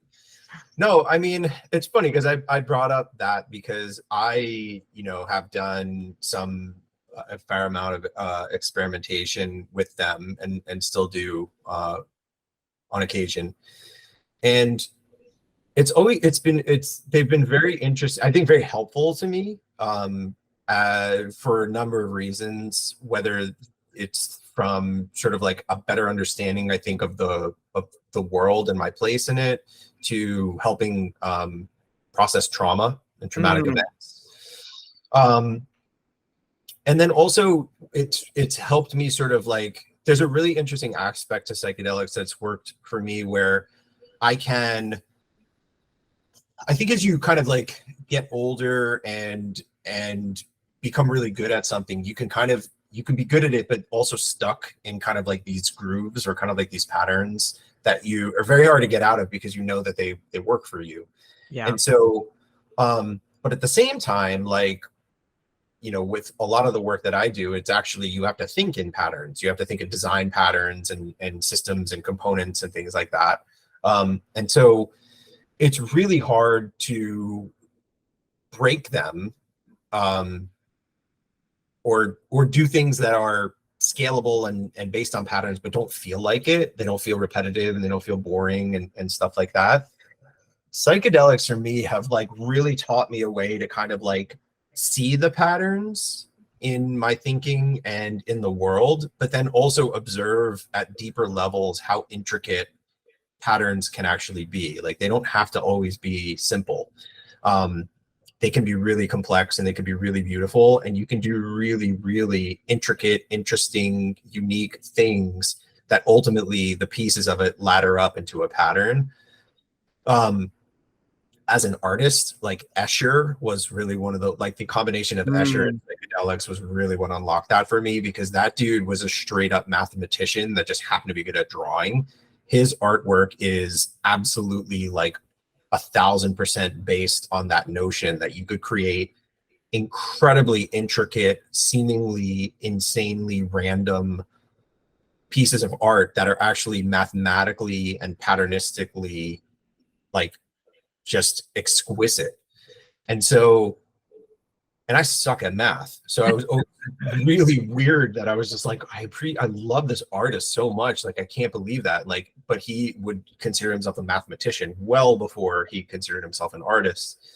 But then when I started kind of experimenting with psychedelics and some hallucinogens, I really started to understand that better. But it's like everything else, right? You have to make your own decisions about it. You have to be careful. Like, it's really about intentions. Especially psychedelics, like, are very, very, your experience is hyper in tune to your intentions. So if you are going to take them to party and have a good time, maybe that's why you want to do that. That's fine. But I think the likelihood of you landing in jail or doing something really stupid is much higher than if you really think about your intentions of like, I want to learn more about myself. I want to understand more about this particular aspect, or I want to be open to a new experience that I might not have had yet. I think that's going to take you in a way different direction in terms of what the outcome is. And I've always said too, like, for me, it's always been about, what am I taking away from that experience that I can start to apply in everyday life as something that's useful and positive. And so I always go in with that intention. And I think that's helped me get, a lot of positive out of it, and really help to stay creative and fresh and curious about things. Even now, I'm 43 and I've been doing this stuff for like 20 years, and I still am curious and interested and excited about creativity, because every once in a while I get to understand new things and maybe apply something that I've learned on one of those journeys to a project or something like that. So I think that's really all, like, for me, that's what it's always come down to, is those kinds of things. And anybody who's interested in that, I'm always happy to kind of share that with them and help them through that journey. I mean, I think the key point that I heard was the intentionality and kind of setting the tone, setting the space so that you can actually experience something that's beautiful, opposed to like the story of my friends in high school just ended up taking it, having a horrible trip, punching his girlfriend, like running away, like taking off his clothes, and like ended up in jail. Like, yeah, that'll do it. Yeah. So the intentionality is really key.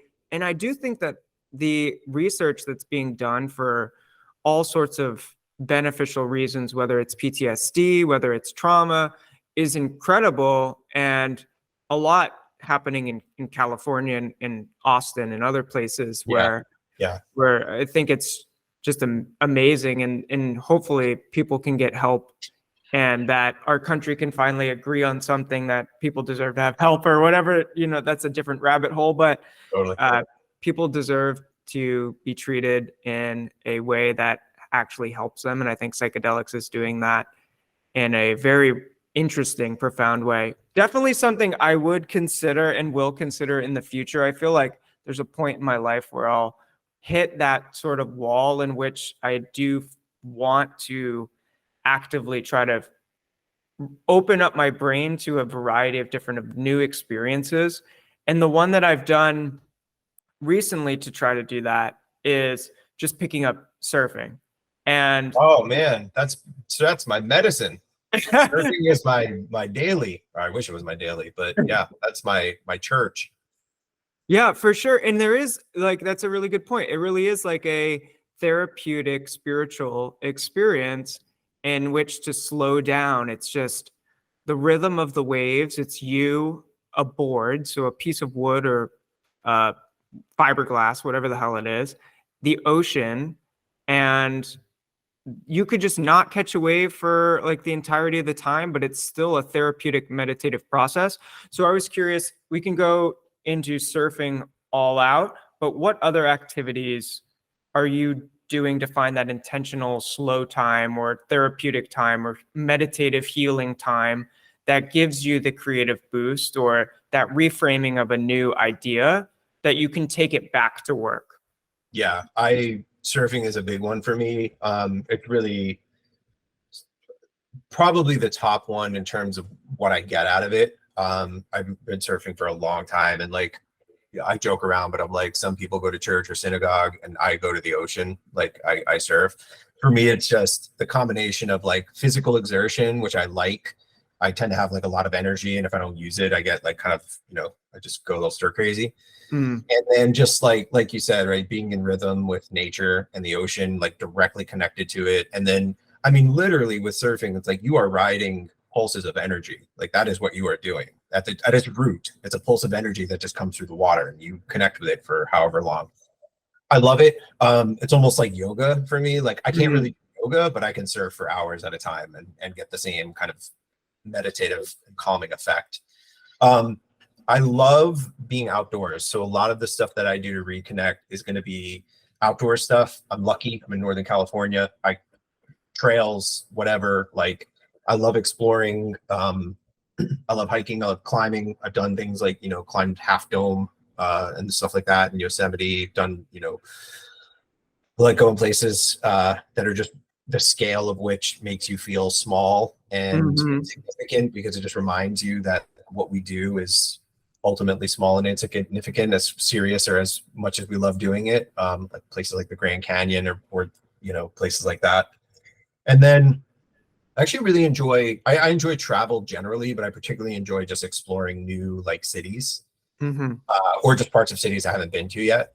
So whether that's going internationally to places I've never been, or even just like shooting down to San Francisco to hang out in a neighborhood that I never get to spend time in, I love just observing the rhythms of life in places that I don't typically go. I think it's fascinating. I think it's a great way to just slow down, kind of pull back a little bit, and really just see how big, but also how small and nuanced the world is. That's the kind of stuff that I really like to do. And then in my spare time too, like I've had to, I think, in order to create a nice balance in what I do for work versus what I'm passionate about, like design and the stuff that we're talking about and running a studio and stuff is like, that's my sort of vocation, if you will. Yeah. As a person, I love being creative. I love being expressive. I love exploring. I love outdoors and physical. I play music. Like I've been playing guitar for probably 25 years. I love playing music. I write music, on my computer and stuff like that. But I love doing design / artwork. And I do that stuff for fun, just as an outlet. Maybe to just get ideas out of my head that I know might never make it into a project, or like, make a statement on something I've been thinking about through art. That's the stuff that I really love to do, in just, various doses and things like that over time, or, as time allows, or just when I'm feeling inspired to do it. So 2 questions for you. What are some of your favorite cities that you have been to and enjoyed exploring? And then the second one is, I think that there's this huge connection. Designers especially have this. I have no idea why. And I understand it when it comes to music and hip hop, but there's a group of designers out there that turn design into the entirety of their life. And I know that you're big on looking at design as a vocation and a trade instead of a lifestyle. So I'm curious, why do people associate design as a lifestyle? And then I'm also interested in the places that you hang out that you find are really creative and inspiring to you. Yeah. I mean, that part of it's probably the easier question. I would say, I still to this day, I love New York City. There's just so much there, and it changes every time I go back. I mean, I grew up there, so it was, my frame of reference is kind of weird, because like growing up there, my first earliest memories of going to the city was like, my dad used to work in the World Trade Center, like early 80s. So me going to visit dad at work was literally going to the Twin Towers and going up to the top and having lunch with him there. And then every other city I went to after that felt small, and I would always be like, where's the city? And it's like, no, those are normal cities. New York is like its own thing.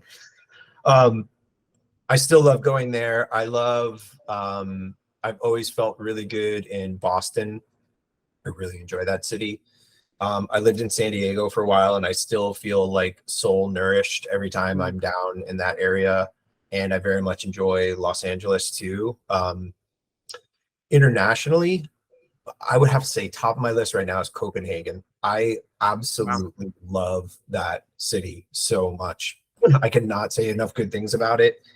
There is so much culture. There's so much interesting stuff.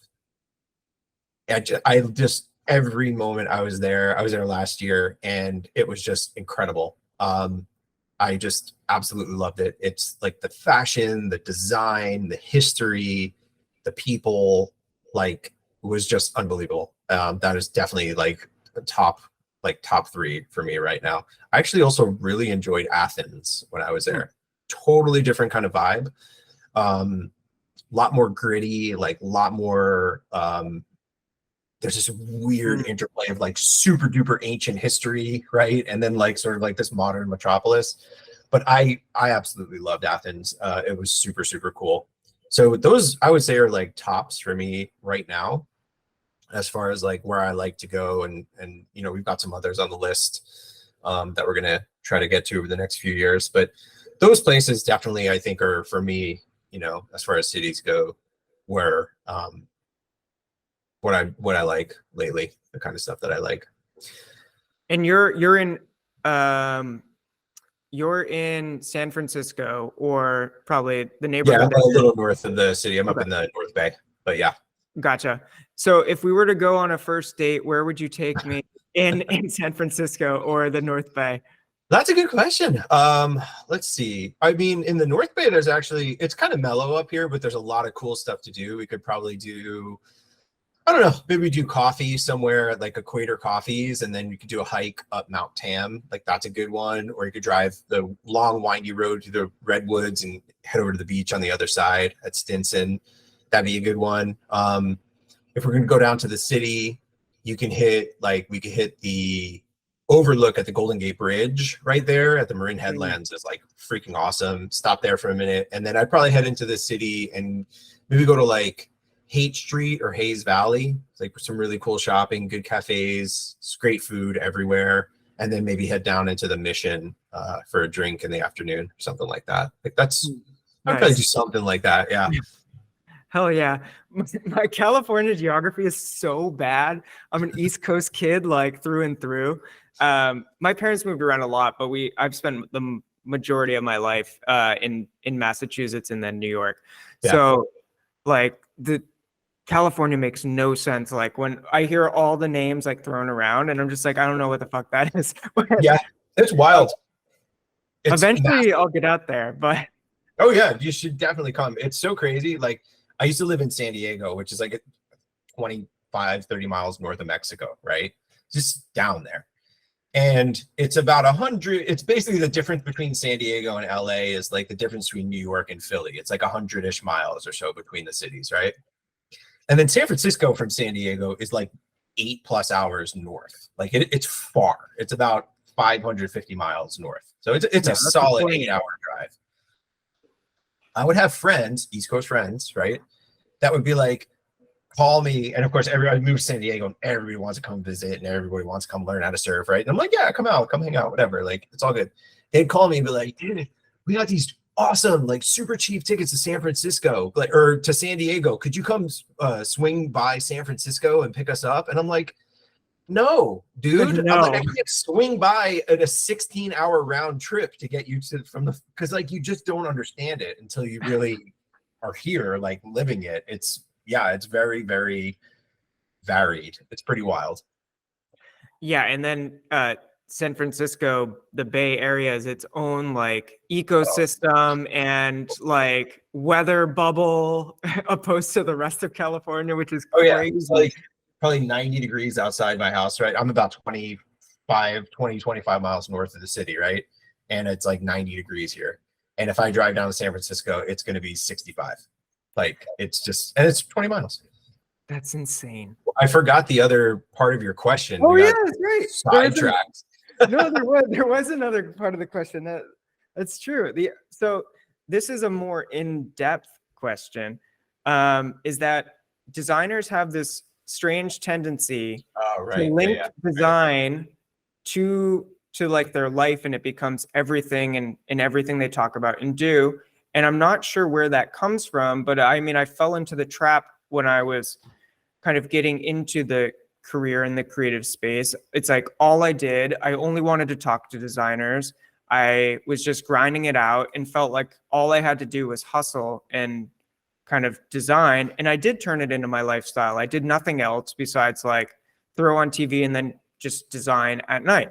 And I'm curious, like, what it is about that kind of transition of it into your lifestyle is so prominent, especially in young designers, and not thinking about it as a vocation or a trade and then turning it into a lifestyle. I definitely did the same thing early on. I made being a designer became who I was, even though there's so many different aspects to who I am and who I was then and who I am now. But I don't really know why we're so susceptible to it. Like, I think it's just because, like, as a creative person, it's very hard to fit into a lot of societal norms. Like, even if you like dress normally and are generally like kind of go with the flow of things like that, like, you're still doing this thing that is just really alien to most people. Like, most people don't understand that every object they interact with is designed by somebody. And when you tell them that, like, oh, do you see like this pencil that you're holding? Like, somebody designed it. It didn't just appear, like somebody had to like extrude this and like figure out how the rubber grip was going to be on it, or like the skateboard or just anything at all. And it's just like, most people don't get it. And that's alienating, I think, in a way. Even if you don't see it as that way, it's very alienating to look around and be like, the things that I do, the things that I make, people take for granted, and no one even knows how it gets there. And then when you tell them how it happens, like, their eyes glaze over, whatever. They want to talk about, like, football or the score of the game or whatever, right? That was a very alienating experience for me. And it was felt very lonely. I'm like, literally nobody knows what I do. And so, I think the natural inclination is to like, sort of like, pull yourself or pull your community in, right? And just really go down, sort of like, what's the most secure thing you could do? Well, it's to be around a whole bunch of other people who probably feel the same way and who are just make what they do who they are. So that way it's much easier for you to understand each other, right? And I think that can actually work early on in your career in terms of really finding your place. Where it gets really dangerous is where a lot of people just let it consume them. So you ask, like, who are you? And they tell you what they do. And it's like, I didn't ask what your job was. I asked, who are you? What are you about? And so many people struggle to answer that in our industry because they've made what they do who they are. And I'm definitely guilty of that. And it really came close to kind of burning me out after a while, because it's just like, you don't get a break from it then, right? If what you do is who you are, and you're constantly, even if you're not doing your job, you're still doing what you do, and it becomes who you are. It's a really vicious cycle. And then, of course, the highs get higher when you have some real good wins, and then the lows get really low, because it's not just, oh, I got passed over for this project, or, oh, we presented this thing to the client and they didn't like it. It's a direct attack on you because you've made that design and the acceptance or, accolades about it also who you are. Yeah. So I definitely went down that path. It was not fun. I think it burns people out. I think it can lead to depression and other really gnarly things. And so I do credit some of this to psychedelics, like we were talking to earlier, but what I figured out for me was that I sort of took this much larger view, and I thought, okay, like, what is design? Like, what are we doing here? We're designing, we're using typography, we're using color theory, shape, the roots of it. Where did that come from, right? If you trace it all the way back, what it came from was printmaking. Is a vocation. It's a trade, right? And that's actually how I got into design originally. Was I was lucky enough to have a printing press in my high school, and I know how to, like, shoot negatives of a plate and print things, and we printed punk flyers, and I was doing screening on t-shirts and stuff, and I learned that physical, aspect of it.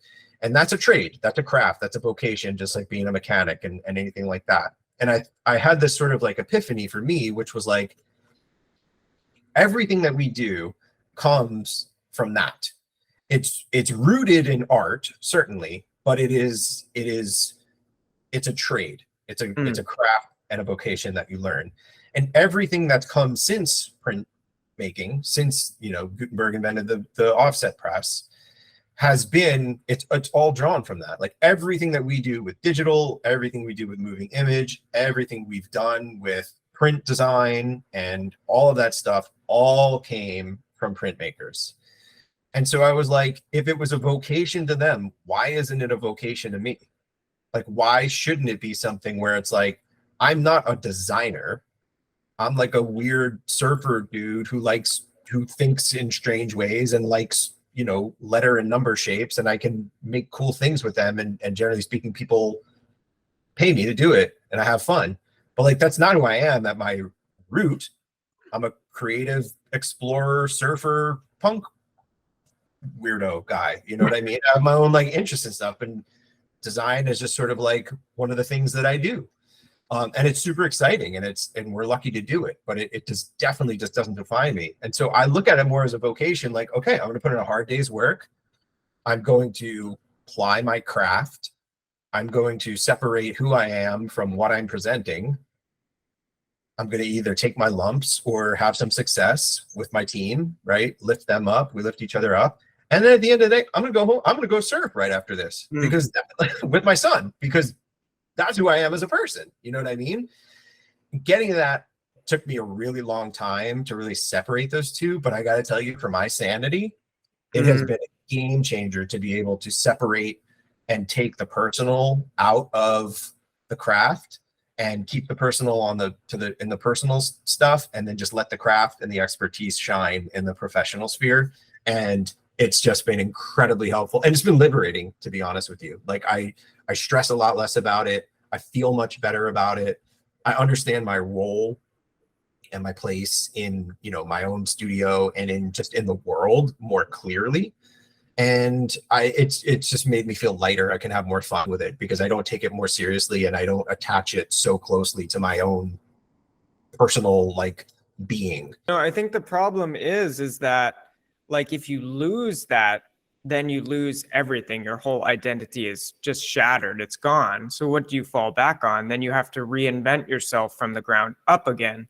So instead of kind of starting with just everything being one thing, backtracking, and it probably ties a lot to like what we did as kids, but like you probably like surfed and skated, loved punk music, and that kind of evolved over the course of time. But like all of those are pieces of you and ultimately define you rather than your vocation. Yeah, 100%. And I feel like that's the kind of stuff too, where if you really look at other vocations, like look at a carpenter, right? Look at somebody who does work with tile. Look at a mechanic or an HVAC person or somebody who drills wells. Do you really think that they take that shit home with them every day? They come there, they do, and some of those guys are, I mean, they take incredible pride in their work. Like, I'm sorry, but if you're a construction worker, an iron worker, and you're building a skyscraper in San Francisco and New York, that you know if you fuck up, people are going to die. Like, it's not that they don't take it seriously, and it's not that they don't have an incredible amount of pride in the things that they build, but it's not their identity. They go home afterwards. You know, I surf with half of them because a lot of my friends are contractors. So they start at 7 a.m. and they, you know, they're done by 3 and then they're in the ocean. But it's that mindset. I think that we're like lacking a lot of that. We're too wrapped up in our own shit in this industry. And it's just, I think it burns people out. It creates a lot of toxicity. And I don't think it's healthy.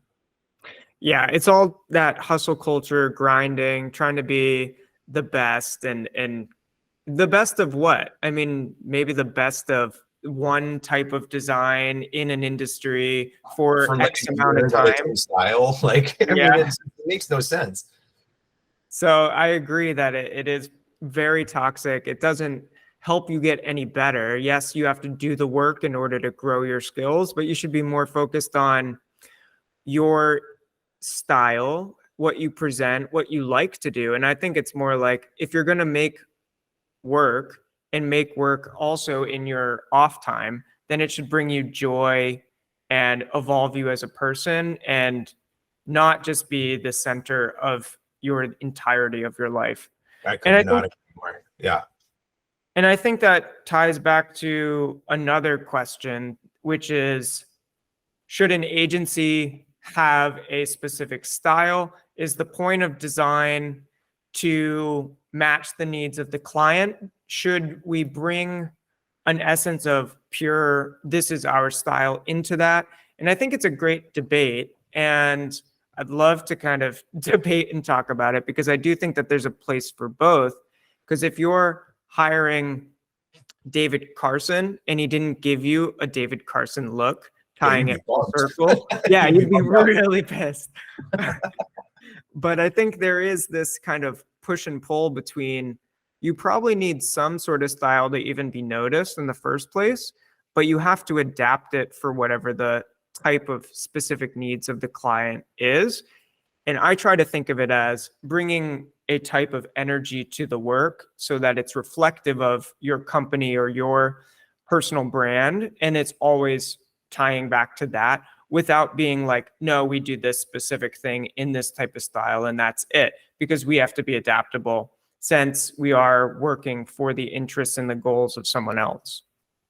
Yeah, I'm 100% in agreement with you on a number of those things, right? First of all, I've landed on both sides of those debate, like in various places, and I've really landed exactly where you are, which is I do think there is room for both. I think that I actually look at it as like, I think studios, smaller agencies like studios, a lot of times actually do get hired on their style because they've cultivated a very specific point of view and how they do the work, and they become known for that. And it works. And I think some of the best work still comes from small studios that have done something like that. And you can see that they have a specific kind of style and a specific kind of, it's not to say that all their work looks the same, but you can tell they have a unified kind of theory around what they're doing. On the agency side, I think that gets harder because as you grow, you end up getting exposed to so many more different kinds of clients and in different, industry verticals and things like that, that I think it's harder and way less practical to apply a consistent style to that varied amount of work. Plus the fact that there end up being like more stakeholders and stuff like that. And so I think a lot of times, I think if you want to have an agency that's operating more and more and with bigger clients and things like that, I think having a point of view of how to approach the work and having a culture that delivers excellence is more important than having a specific kind of style when you're operating at that level. But I do think they hire you for your expertise and your viewpoint, which becomes really, really, really important. And which guides a lot of process into how things are executed. I think what gets tricky about style, and where I've seen a lot of good agencies fall down and fall out of relevance and ultimately just sort of fade out, is that style can be very, very tied to trend, and trends ultimately will change. And so then you have this sort of conundrum of maybe you're a studio that's gotten really good at this particular style that also happens to be very popular. 3 years later, maybe something happens, right? And I think of a lot of studios that were awesome, and then all of a sudden everything turned into flat design, and they just had no idea what to do. Like back in the early 2010s, everything was all of a sudden it was flat design just became a thing. And it's like, dude, if you built your studio on textures and layers, you were kind of fucked, because you just that's a big pivot to make. And so you run a risk that way, in that your style can be really, really married into a trend, and then once that trend is over, it's I think very difficult to get out of that, and to maybe you can work yourself out of that in terms of evolving your style, but then are other people going to see that? And then you have a whole portfolio of work that you're using to attract new clients, and then are they going to see relevance in that? So I do kind of think it can go both ways. I do think the most important thing, regardless of where you fall on that spectrum, is that you are bringing a unique and ownable point of view on how to approach the work, and a team that's diverse in various aspects to be able to bring unique and ownable thinking to the project. no matter what, if you have a style, you don't have a style, like you're ultimately what needs to shine through is, I think, your approach and your point of view. And I think that shows through in great work, regardless of whether it's done, in a quote unquote house style or not. That's kind of where I've landed on that one. But I do think there are, great examples of long-term successful companies that have done both. I think for us at Pattern, I think we kind of fall somewhere in between. Like, we definitely have an approach, and we do things and push the envelope in similar places on projects, like I was mentioning earlier, like certain touch points and little micro moments. But I don't think we have like a style in the way that, like, David Carson or like Pushpin Studios had a style, and I think partially it's because we don't want to necessarily get married too much to some of these trends because they change so much faster. And then also just because our client base is so varied across industries that I think it would be pretty hard to pull that off anyway.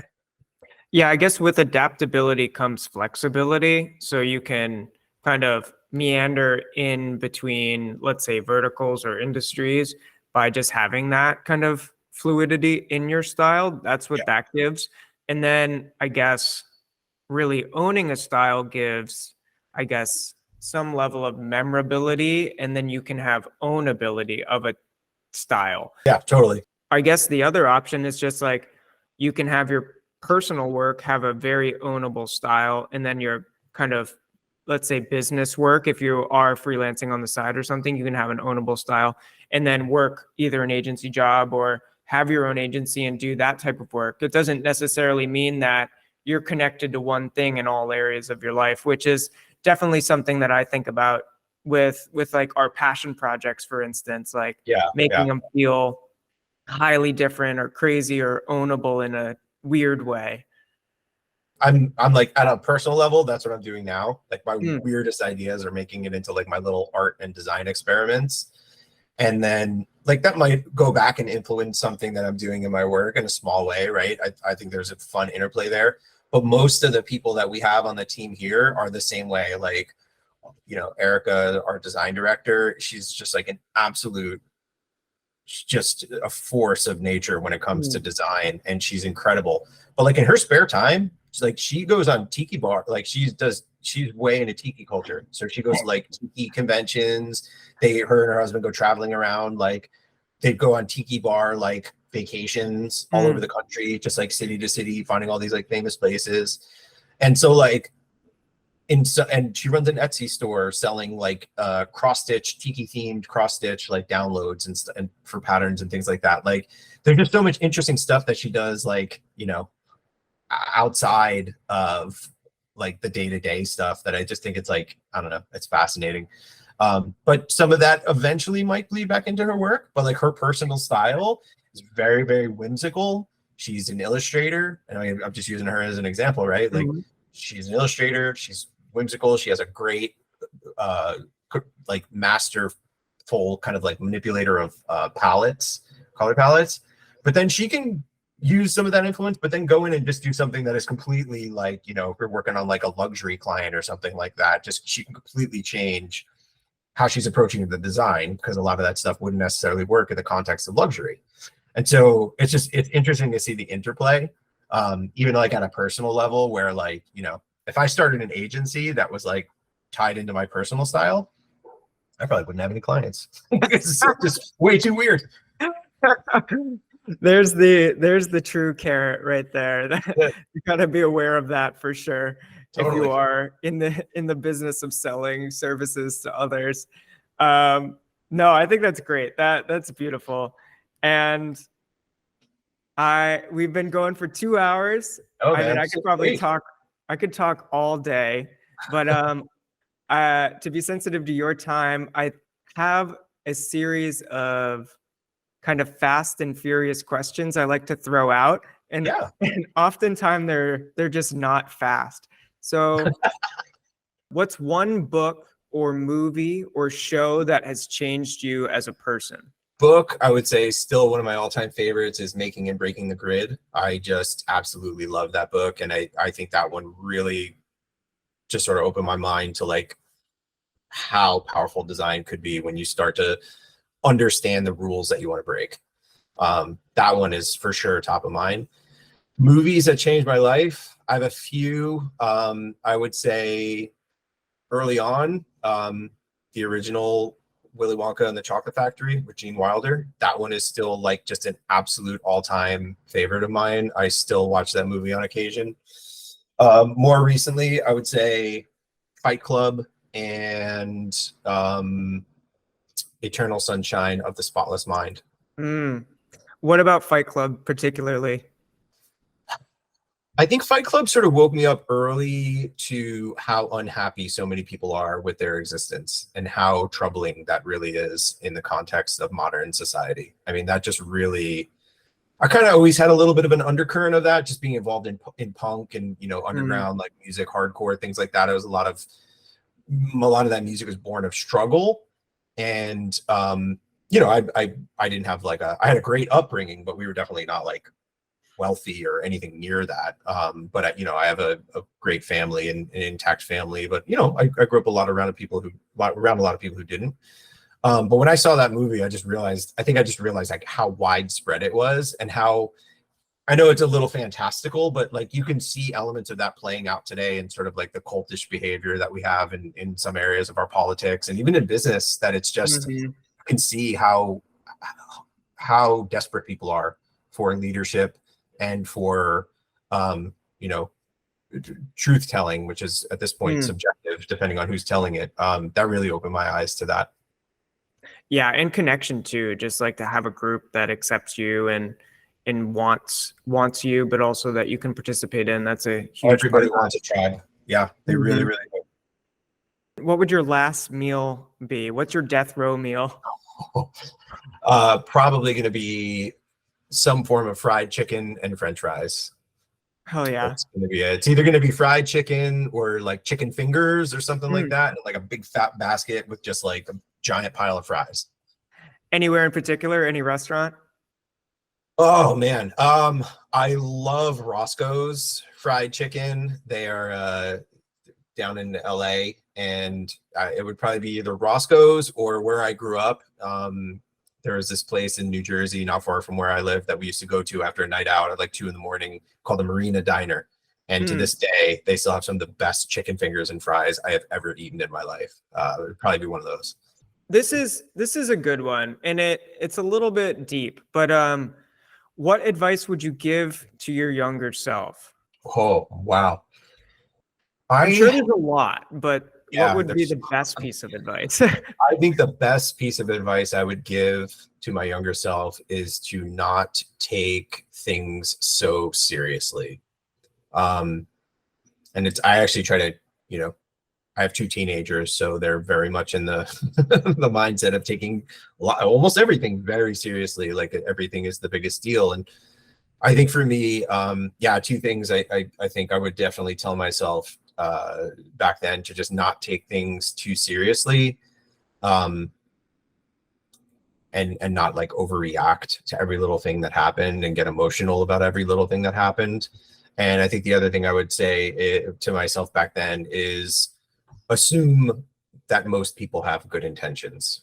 Because I think there's times in my life where I just really assumed the worst from people for whatever stupid reason I had at the time. And what I realize now is that like a much better way to exist in this world is to assume good intentions and then, you know, verify them. Or if you get proven wrong, then, you know, you can adjust your approach. But I think assuming good intentions is a good way to go about life. Beautiful. You said you were a type nerd. So what are your top type foundries and or typefaces at the moment? Oh man. I love some of the fonts that Dirty Line is putting out. Dirty Line Studio. They are putting out some wild, just some wild, cool fonts. Oh, what's the name of the foundry? I'm blanking on it. Oh, Dynamo. I really love some of the Dynamo. Oh yeah. And VJ has some really VJ type. I think has some really cool ones. Specific faces, I have some old like classics. Conduit is still one of my all-time favorite typefaces. Lately, Grilly type too. I like a Oh lot yeah, of they fonts. crush it. Yeah, I love their stuff. Great, like humanist stuff. So I loved, like GT Haptic and Walshine. Walshine is actually what we use for that's our pattern logo. And then a few of the other ones I like are like, I mentioned like some of the dirty line fonts. So like, they have a great like 36 days font that just has all these wild ligatures in them. Canopy I really like as like a chunky serif. Authentic and Authentic Sans Basis Grotesque is one of my current favorites. There's this super I don't even know what I would call this style. I mean, it's basically like a wild like display font called New Matana that I really like. It has these super interesting like carve outs in the negative space of the letters that I'm super into lately. I would say like those ones, kind of looking through my font library here, are the ones that I gravitate to the most and kind of like, I don't know, or just always capture my eye whenever I'm looking for something new or interesting to try to work into a project. Couple more for you. What is your go-to drink of choice? Doesn't have to be alcohol. It can be anything. Yeah, I grew up on iced tea, so I love iced tea or yerba mate or stuff like that. I think my number one beverage is going to be coffee, though. Like that, my go-to drink of choice is fresh ground coffee, like preferably pour over. But like I am a full-on coffee freak. I drink like 10 cups a day. I love it. I'm obsessed with the craft. I'm obsessed with the process. I have the pour overs and the kettles and the everything, and yeah, I love that stuff, man. I should have asked this question earlier because I could dive into coffee culture like a ton. So, yeah, dude, yeah, I saw you guys did the Bump Coffee site a couple of years ago for that, right? The coffee company down in where are they at? Cardiff, San Diego. Yeah, Cardiff, yeah. And like I love that place. And we did the Equator site a few years ago, and like that was one a dream client, like Equator Coffees. Like we got to go to their roastery. They gave us like we did a cupping, which is like this really intense way to taste coffee. I mean, I love that stuff, dude. I think that process is amazing. I want to like dive into that more. I want to learn how to like roast beans and like the optimal like roasting levels for what I like. So you mentioned pour over. I love pour over. What's your kind of like go-to coffee bean and roast level? I typically like a Central American bean, Guatemala or Costa Rica or Nicaragua, that region. And I like them light roasted because I just feel like those beans roasted at a light or maybe light medium just taste the best. And also, I just like the fact that light roast coffee is more caffeinated. So that stuff's great. There's a few that I've had that are super interesting that I'm kind of digging from like Thailand and Vietnam that are starting to come up. It's a different kind of bean. It's the stuff that grows in Central and South America and Africa is more Arabica beans. Over in Asia, it's Robusto. So it's a different coffee tree, different taste, and there's some really good ones coming out of there that I also like. But yeah, for me, it's definitely gonna be like Central American light roast is like that is my jam. I love that stuff.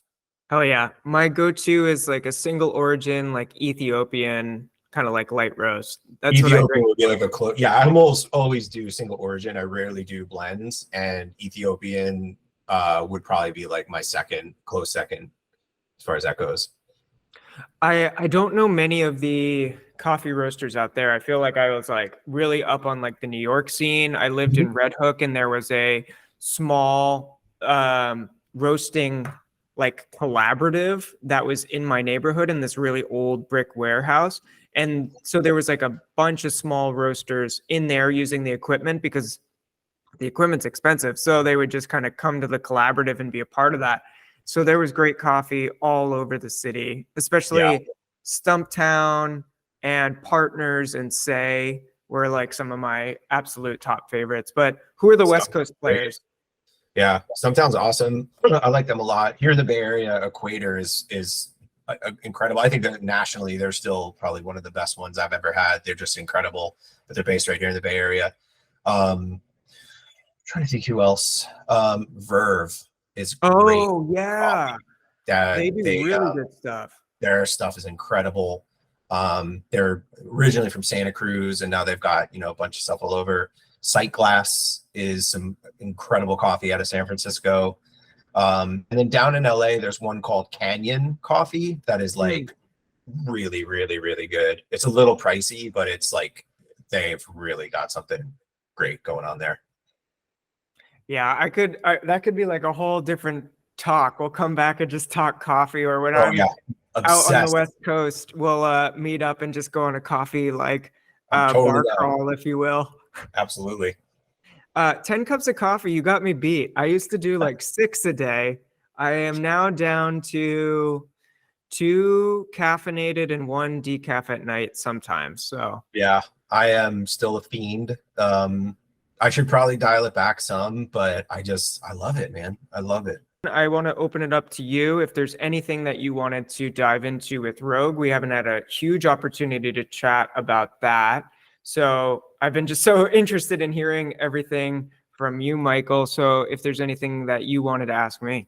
Yeah, I mean, main things that I would love to hear from you a little bit are, I guess, just 2 things. One is, I guess they're kind of related. Like, how do you look at, like, where do you want to take Rogue over the next few years, maybe the next 5 years or so? Like, do you want to grow? Do you want to get bigger? Do you want to stay generally the same size and maybe just hook bigger clients? And then kind of related to that is, how are you looking at it from a like creative and culture standpoint? How are you planning for that? If you're planning for growth, or how you plan to keep the culture like interesting and fresh and centered on just great design work that you guys are doing. Yeah, and these are great questions. And it seems like that's a recurring kind of theme that people are interested in. And so I'm going to take note of that for sure. But so diving into culture, the Rogue culture is that we are all remote. So that's first off, it kind of makes it interesting from that perspective. So it's remote around the world. So our main developer, Nathan, is in Tokyo, but he's Australian. I always preface that so that people can have a weird image in their head. So 14-hour time difference. We're chatting in the morning. So he's a night owl. So that works for both of us. Or we're chatting really late on my end, and then he'll be up and kind of like taking care of his daughter, getting her ready for school. So that works out from that perspective. We work with contractors from everywhere. We believe that borders are not relevant for our kind of working relationship. So everyone is on contract. So that kind of gives that level of flexibility and freedom. And the other thing that we try to do from a business perspective is keep our expenses and burn rate super low. So we have this kind of padding if things get weird or there's inconsistency, because going back to what you said about saying no, we say no a lot because we got screwed by a client in our past and through a not good relationship, and our work really suffered, and it really made it hard to get other projects because we just didn't have anything to show for a long time, and it was just taking up too much physical room in like our kind of production queue, as well as kind of my mental bandwidth. So mental health took a huge dip. The only thing kept me sane is like my now wife, but also like weightlifting, because I had to burn off that energy, frustration. So just in the gym for a long period of time, like long walks, trying to get my head right. But eventually, like that gave way to like a really pivotal moment where now I'm very particular about the client, the relationships, because you're kind of getting into bed with them. And so you really need to understand who they are, what they're about, and is it a good fit? And if it's not, if you see those red flags, if they're fighting you about money on the first call and they don't respect your work and they're asking you why they should hire you, these are things that just don't jive with me, and culturally they don't work for Rogue. So tying it to your question of like, where do we want to go? Do we want to grow? What is the culture that we're building?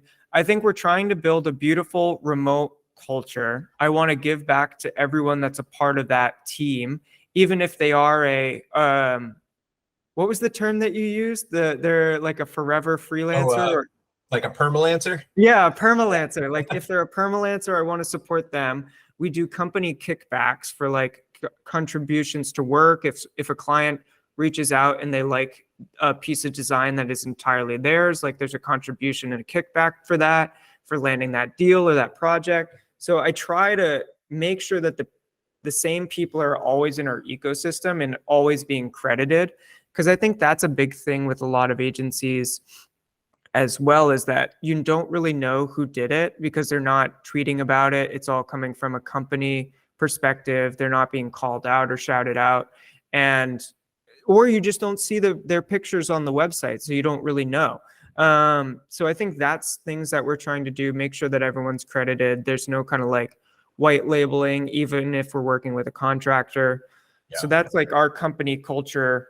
And we're really just trying to create really beautiful human kind of, I guess, not digital products, but kind of like experiences. We're trying to build like these really immersive brand kind of digital experiences and try to make it feel human and funky and grounded to something in the real world.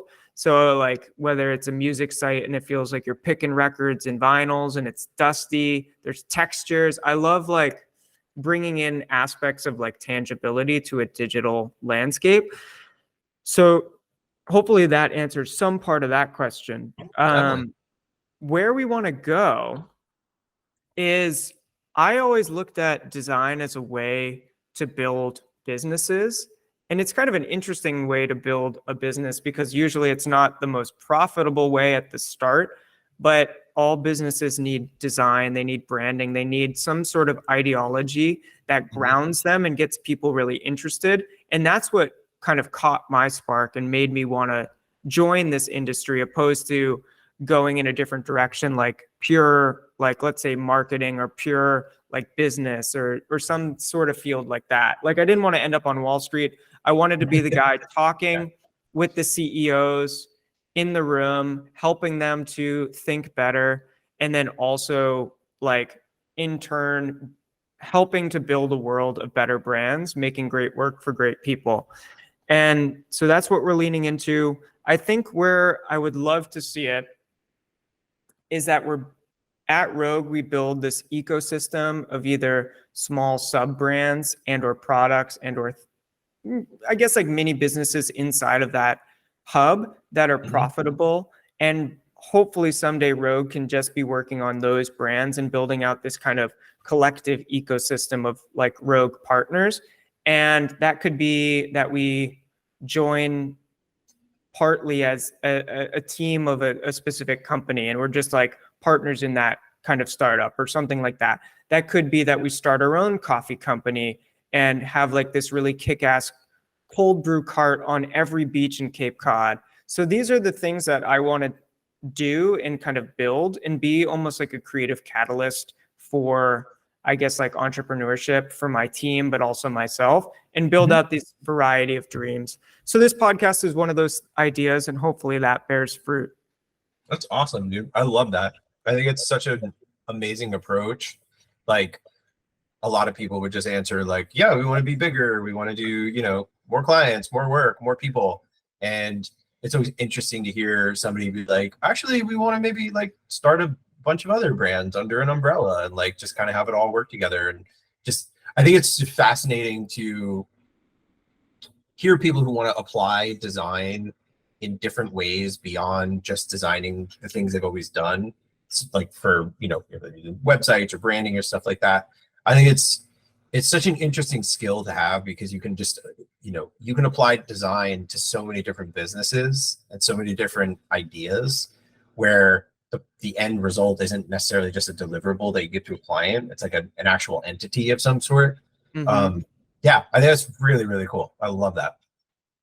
Yeah, and I encourage anyone out there listening to start your own thing, start your side hustle, start your little product. And it's amazing what you can do and the people that you can collaborate with just by reaching out and seeing if there's kind of this collective interest in this crazy idea that you have. So it takes a village to make anything great. So find those people, connect with them, and make your thing and do it. Yeah, just do it. Just do it. Yeah, absolutely. Like the Nike hat on your head.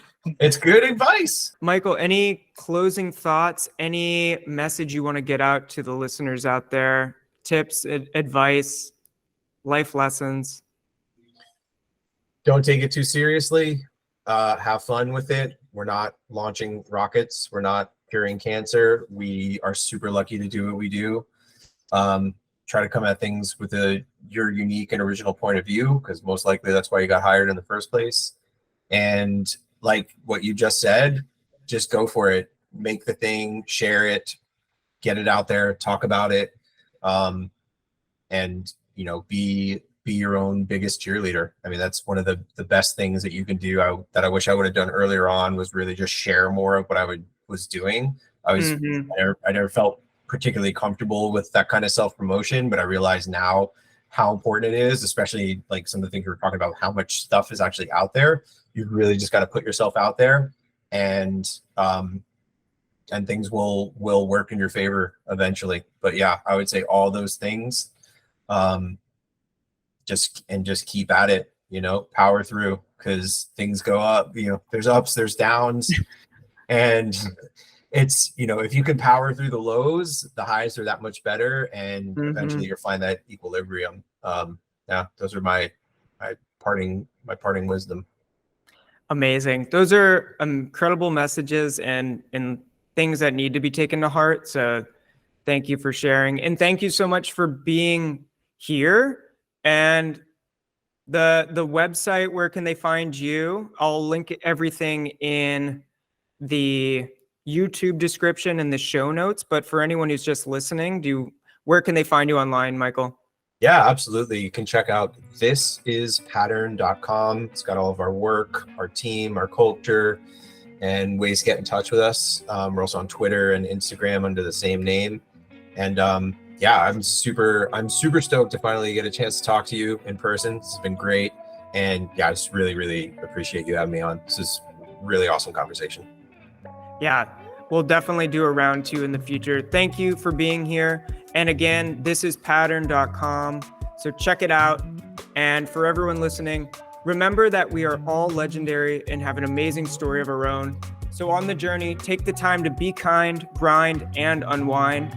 And let's make the world a more creative place. Cheers. Cheers. Have a good one. You too. Thanks so much, Michael. See ya.